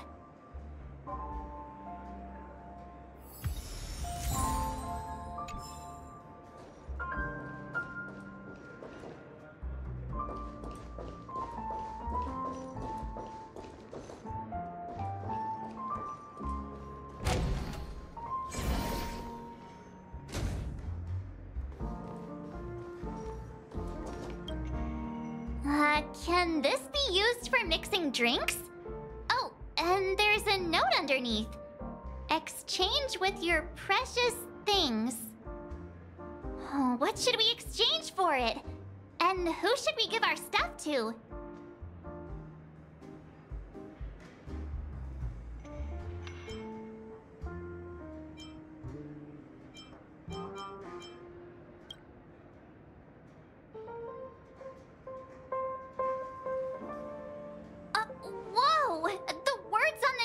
Changing. Happiness belongs to the noble. Does this mean we can take it? Doing good deeds does pay off. Thank you. Oh, that's quite a stash. Not sure if it's enough. Stay out of my way. I'm looking for Siobhan. Uh-huh? What's all the commotion about?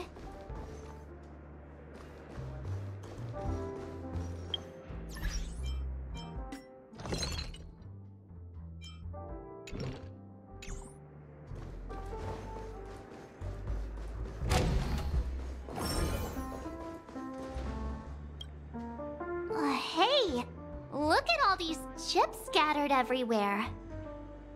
A few days ago, an actor from the Iris family came. Caused a ruckus with Siobhan. Those chips must have gotten scattered during all the chaos.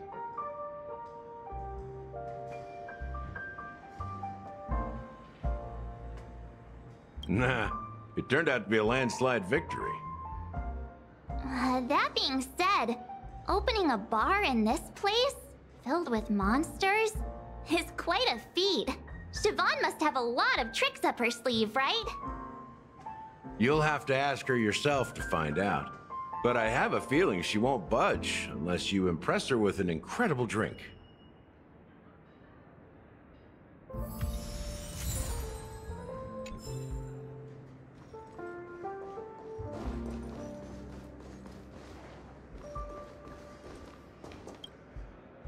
Check out this bottle! The liquid inside looks beautiful, and the label reads Dream Syrup, thick. I don't see an expiration date, but the production date is half an amber era ago. Ugh, drinking this stuff can't lead to anything good. That's for sure.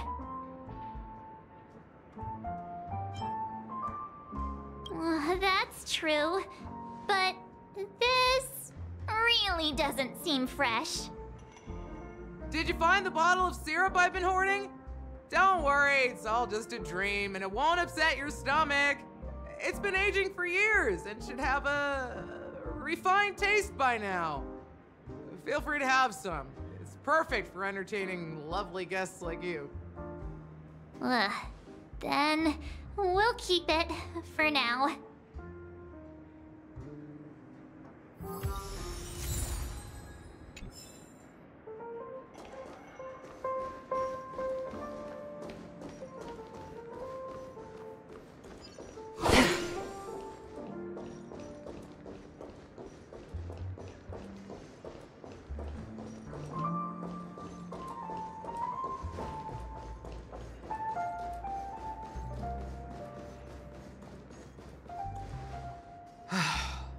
Haven't I made myself clear enough, Miss Amiki? The Dream Jolt hostelry only welcomes guests who want to enjoy a drink to their heart's content.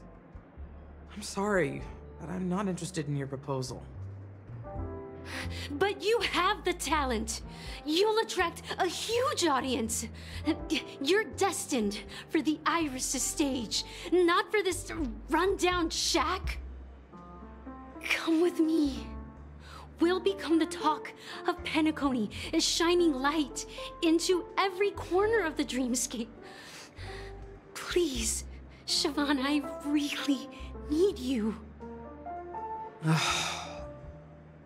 As you see, I'm entertaining my guests. Don't make me repeat myself. Fine. If you don't come along, I'll just sit here and not go anywhere else. Give me a sparkling drink. Sweet. With extra ice. Just one moment. What's her deal? We can't discuss the case with other people hanging around the bar. Hey, can you do that clockwork trick of yours again?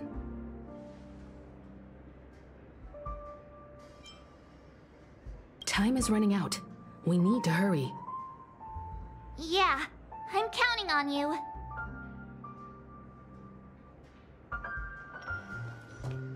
You're one of Siobhan's guests, right? What can I do for you? If you're here to convince me to leave, please stop it. I'll never leave until she accepts my proposal.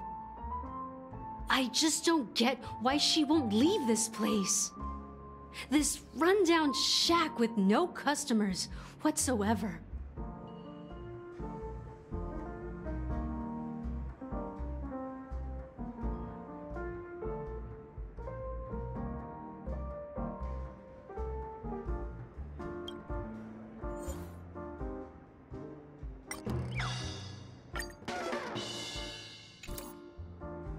Those darn Iris jerks! They're the ones who forced Siobhan into hiding here, running this pesky bar. It's all their dirty scheming. Huh. I get it now. She's not leaving because she doesn't want to run into them again. I can help clear the way for her. I can do her a favor. I'll go back and write a letter to the Dream Master exposing the crimes committed by the Iris family. Siobhan will definitely appreciate it. Things might get out of control if she gets any angrier. I need to come up with another plan. I just don't get why she won't leave this place. This rundown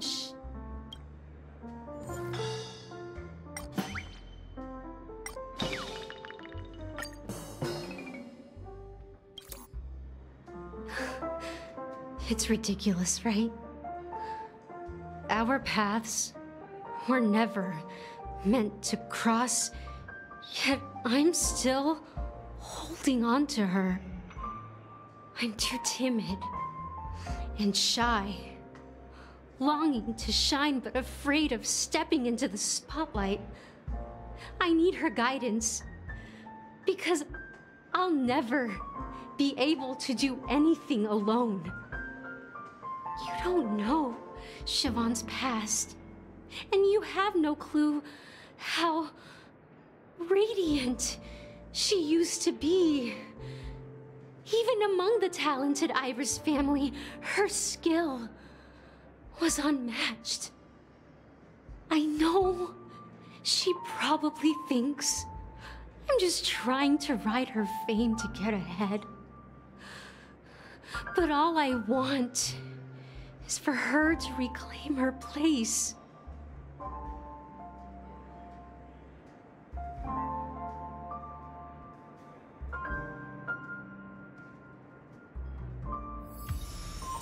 She's still not leaving. Maybe I'll have to try again.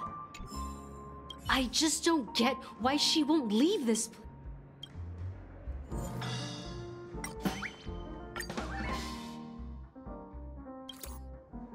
I've seen it. The moment when Siobhan and I share the stage. The crowd is going wild, applause crashing like waves, the aroma of irises fills the air. A beautiful melody playing, ribbons dancing around us, and the taste is sweeter than honey. I've seen that scene countless times in my dreams, and every time it mesmerizes me. That's why I have to bring her back to that world, no matter what it takes. Want to raise a glass, my attentive listener? Let's consider it a toast to my far-fetched dream.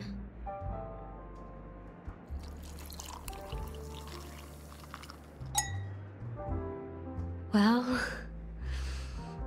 talking to you has got me feeling a bit down. My thoughts are swirling, making my mind clear, and bringing tears to my eyes.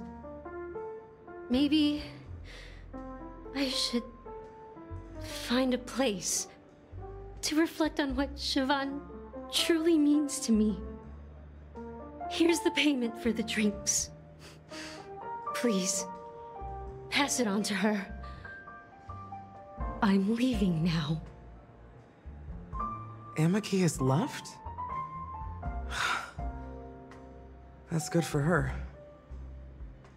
Radiant dreams may be enticing, but they're nothing more than dreams.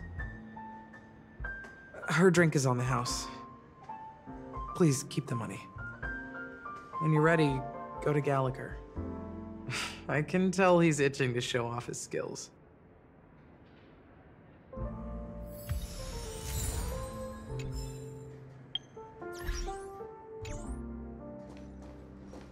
That being said, mixing a drink is way simpler than you'd imagine. Just pick your favorite ingredients, toss them in a glass, mix it up, and it's done. So go ahead, explore the bar, and bring me any ingredients you prefer. Nice work. Let me take a look. You found some interesting ingredients there. Now, take your pick.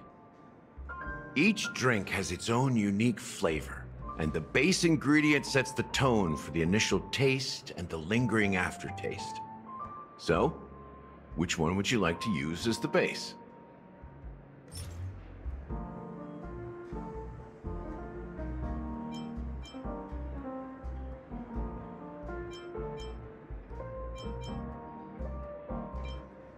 The original formula is said to be Nunu's favorite drink.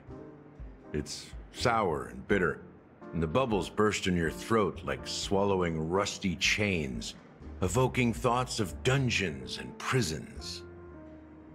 Now that you've chosen the base, it's time to pick the adjunct. The ingredient that'll create a marvelous chemical reaction with the base. It should give an unforgettable taste without overpowering the main tone.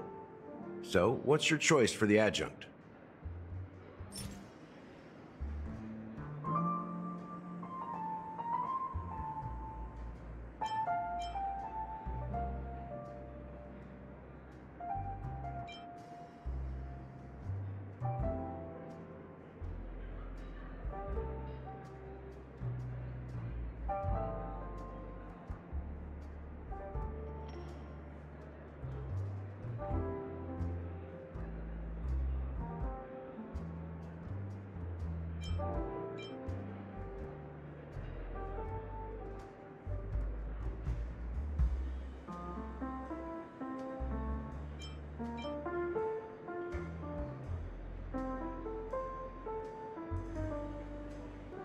Bright future.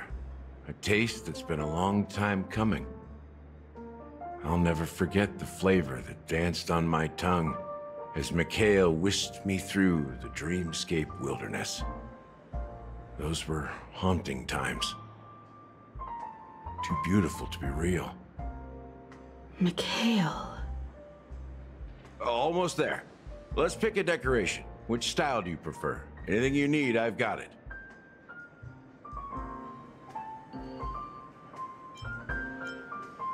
The IPC's favorite. Ambitious, aren't you? Well, it's done. Here's to you, the Nameless, with this glass of A Ticket to the Boneyard. To the dead and the dying. Well done, Gallagher. You're not over the hill yet. So, are you satisfied? Oh, the flavors! They're way more sophisticated than Soulglad. The richness and layers of these flavors are a masterpiece, especially with the adjuncts. I can taste the spicy and sour notes with a hint of sweetness. I'm not entirely sure what it all means. Maybe Mr. Gallagher can shed some light on it. Well, if you're expecting a profound answer, I'm afraid I'll disappoint you. The imagery it implies is pretty straightforward. It's just a glimpse of what this dream truly tastes like. Nothing more. Does this true taste have anything to do with that, Mikhail?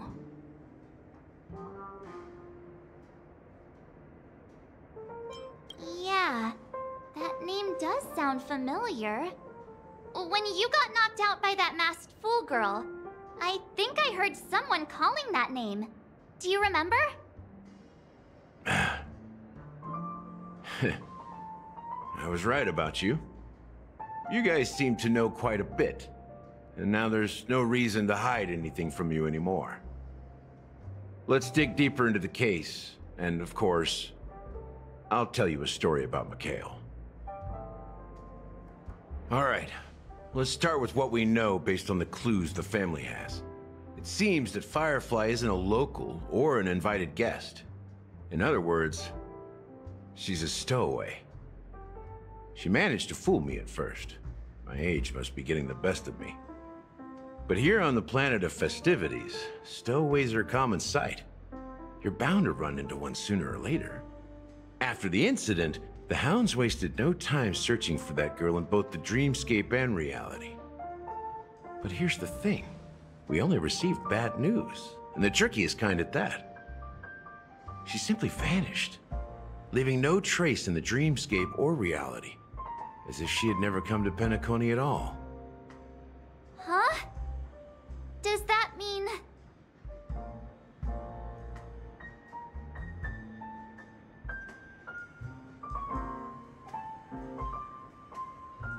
That's impossible.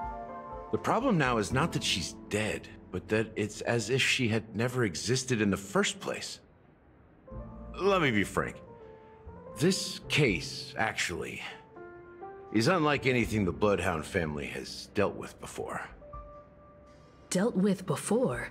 So, death does happen in Penacony, if I understand correctly. You've witnessed it, so there's no need to hide. Even the shiniest city has its dark side. We're all adults here. Surely I don't need to explain too much to you. Confronting the family based on that alone would be naive. Death may occur in sweet dreams. So what? Such events are highly unlikely and only affect a tiny number of people. If you really want to delve deeper into this case, you need to understand the true problem with the family. I guess it's time to tell the story of that Mikhail. You're very perceptive. The Astral Express has received that music box too, right? Do you know the secrets it holds? There's a message. Witness the impossible in the realm of dreams. Find the legacy of the Watchmaker, father of Penacony, and thus the answer to the question, why does life slumber? That's the exact wording. Hey, why are you laughing? Wait, did you write it? It's quite poetic. No, but I'm the officer in charge of this case, so how could I not know? I'm sure you must have noticed that this message didn't come from the family. You might have even guessed that the relationship between the family and the Watchmaker isn't as close as it seems. That's just our speculation. Actually, it's hard to believe that the father of Penacony and its actual managers are at odds. Now I can assure you that your speculation is absolutely correct. The family has considered the Watchmaker an enemy for a long time, but the Hounds haven't been able to track him down, as he seems to be living only in the characters and stories he created. Let me ask you a question. Have you ever wondered why the family allowed the Watchmaker to send out such a ridiculous message to the outside world, inviting you here and causing chaos? So, you want to seize this opportunity to expose the Watchmaker? Well, now you understand why the Oak family authorized the Nameless to assist in the investigation, but kept you in the dark, right?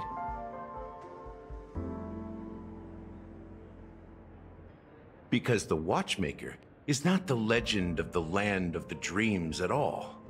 He's the most shameful stain in the history of Penacony, and he's the root cause of all the anomalies in the dreamscape.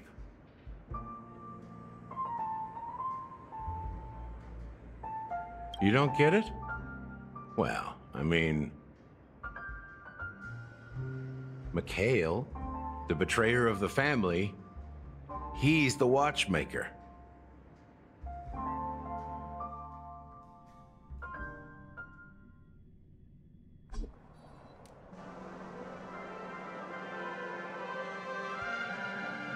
Here we are, Clock Studios theme park, the most popular entertainment center in Penacony. Wait, aren't we supposed to be discussing the Watchmaker? I would have expected you to take us to, maybe, a library, or an archive room of sorts. But an amusement park? The culture of a city reflects its history in the most authentic way. To you, it's a fun place.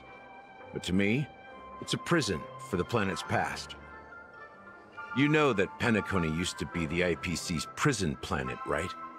All the prisoners were brought here, helping the Garden of Recollection salvage the leaking memoria from the macro void. The prolonged exposure to high concentrations of memoria caused a unique phenomenon. The dreams of countless prisoners intersected and overlapped, and people started meeting each other in their dreams, living lives that were almost identical to reality. But everything has a price, and sweet dreams are no exception. In the end, the dream world was unable to alleviate the suffering of prisoners in reality. One of the prisoners broke free from the IPC's shackles and fought for freedom. He is Hanu, the great leader of Dreamville, the great peacemaker, and the faithful companion of the underdogs.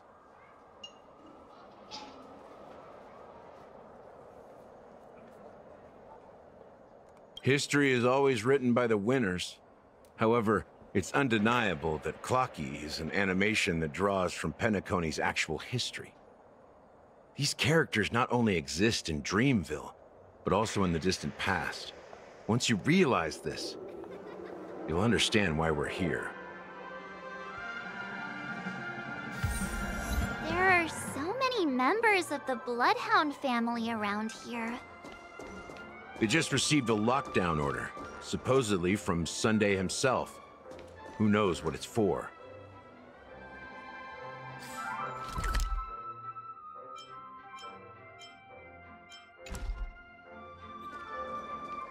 My friend, have we met before?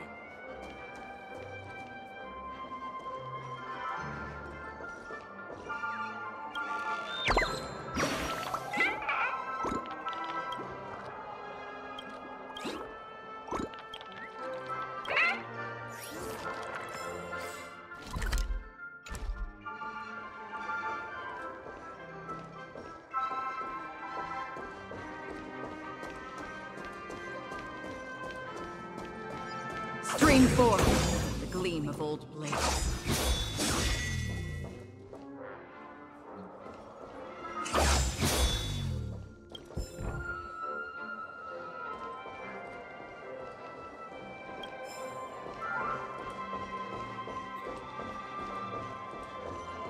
Stream.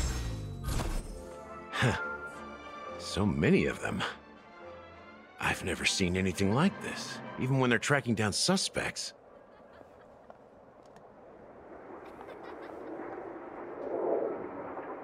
We don't need to go in. We don't want to draw any unwanted attention inside. We can just talk here. Let's find a quiet spot and continue our conversation. View here is great, right? We can see everything from here, including Clocky. If all the characters in the animation are based on characters in reality, then Clocky's counterpart is definitely the Watchmaker. In the animation, he's Hanu's partner and one of the founders of Dreamville. Does that mean the Watchmaker was personally involved in that war and sided with Asdana? It was a monumental war for freedom. Hanunu fought alongside a motley crew of masked fools, nameless, history fictionologists, mourning actors, omen vanguards, even visitors from beyond the sky. In the end, they emerged victorious. Among them was the person who would eventually be known as the Watchmaker. But if you do the math, doesn't that mean the Watchmaker was around for several centuries? I'm not sure, but Mikhail was already the Watchmaker when I met him, so maybe he inherited the title. How old are you now, Mr. Officer? I'm 13. No way. Not even close. Hanunu freed the frontier prison, but peace still eluded him.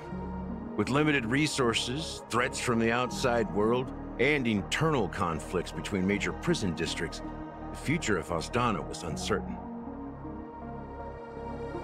It wasn't until the Watchmaker approached the family with the idea of turning the prison into the planet of festivities that Penacony finally gained its name and glory.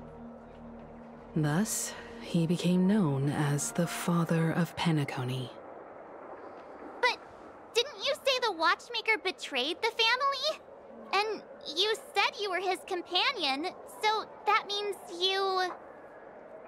No. I'm not his companion, but rather one of his many children. But I am indeed a traitor. Not to the family, but to Mikhail. What did you do? I did nothing. And that's the worst betrayal of all. Just like you, I had close companions. We dedicated ourselves to Penacony. But the Oak family, they set us up. Mikhail was too old to protect his children anymore. So we left the family to find our own path. We were branded traitors of the Harmony, even though the true traitors were someone else. While they continue to praise the Watchmaker's name in the world, behind closed doors, they condemn him on a pillar of shame. Nevertheless, we wanted to clear his name. We intended to find the real traitor, the one responsible for all this, and restore harmony to Penacony. But we failed. Too much time had passed, and the land of the dreams had become deeply corrupted. After countless fruitless pursuits, I gave up. Like a lost dog. The family accepted me and made me an officer, supposedly as a form of forgiveness. But it was actually a punishment. Since then, I've been completely cut off from my partners and my past. As for Mikhail, I heard he died in obscurity, in a place where no one could find him. That's when I realized that the Penacony I once knew would never return. We're truly sorry for what happened. But this is not the end of the story, right? Apparently, someone has inherited the title of the Watchmaker and has been secretly working against the family all this time. Well, that's one way to look at it. However, only one member has truly inherited the Watchmaker's title. Unfortunately, after all these years, I have no idea who that person is, or if they're even real. Or just Mikhail's lost soul haunting the dreams. So, do you understand why I'm spilling all this info? Because I believe the girl's death must be connected to the Watchmaker's legacy. And at the end of all these mysteries, we will find the answers we are seeking. If it really is Mikhail's ghost, I want to meet him. If only for the last time. For those who despise me could form a line from here all the way to the entrance of the hotel. But those willing to look me in the eye and hear me out? Let's just say, there won't be many. I've told you all I know is a sign of gratitude. Thank you for listening to this old dog. Bark and all. Something just happened at the theme park. Now if you'll excuse me, good luck to all of you. How ironic. What's so different between the stowaways rejected by Penacony today and the dream seekers once hailed as pioneers several Amber eras ago? Gallagher does have a troubled past, it seems. While Firefly's whereabouts remain a mystery, his stories shed light on our suspicions about the true identity of the Watchmaker, his connection to the family, and the power struggles hidden behind sweet dreams and death. Exactly. Gallagher suggests that the real traitor is someone else, probably within the Oak family.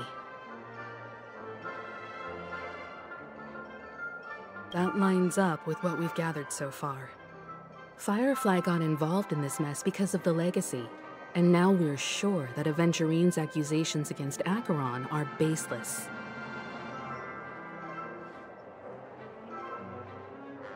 You're really into Clocky, huh? He's just a fictional character, not a real person. Speaking of which, that Clocky who only reveals himself to you is quite intriguing. It's a shame we've never met him since then.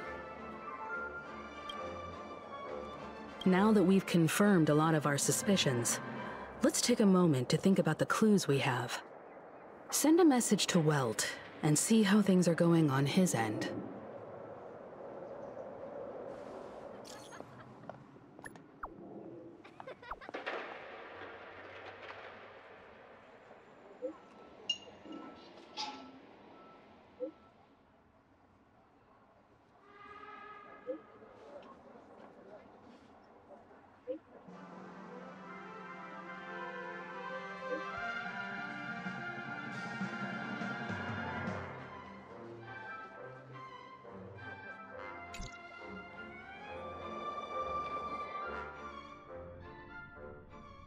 Are your companions worried about you?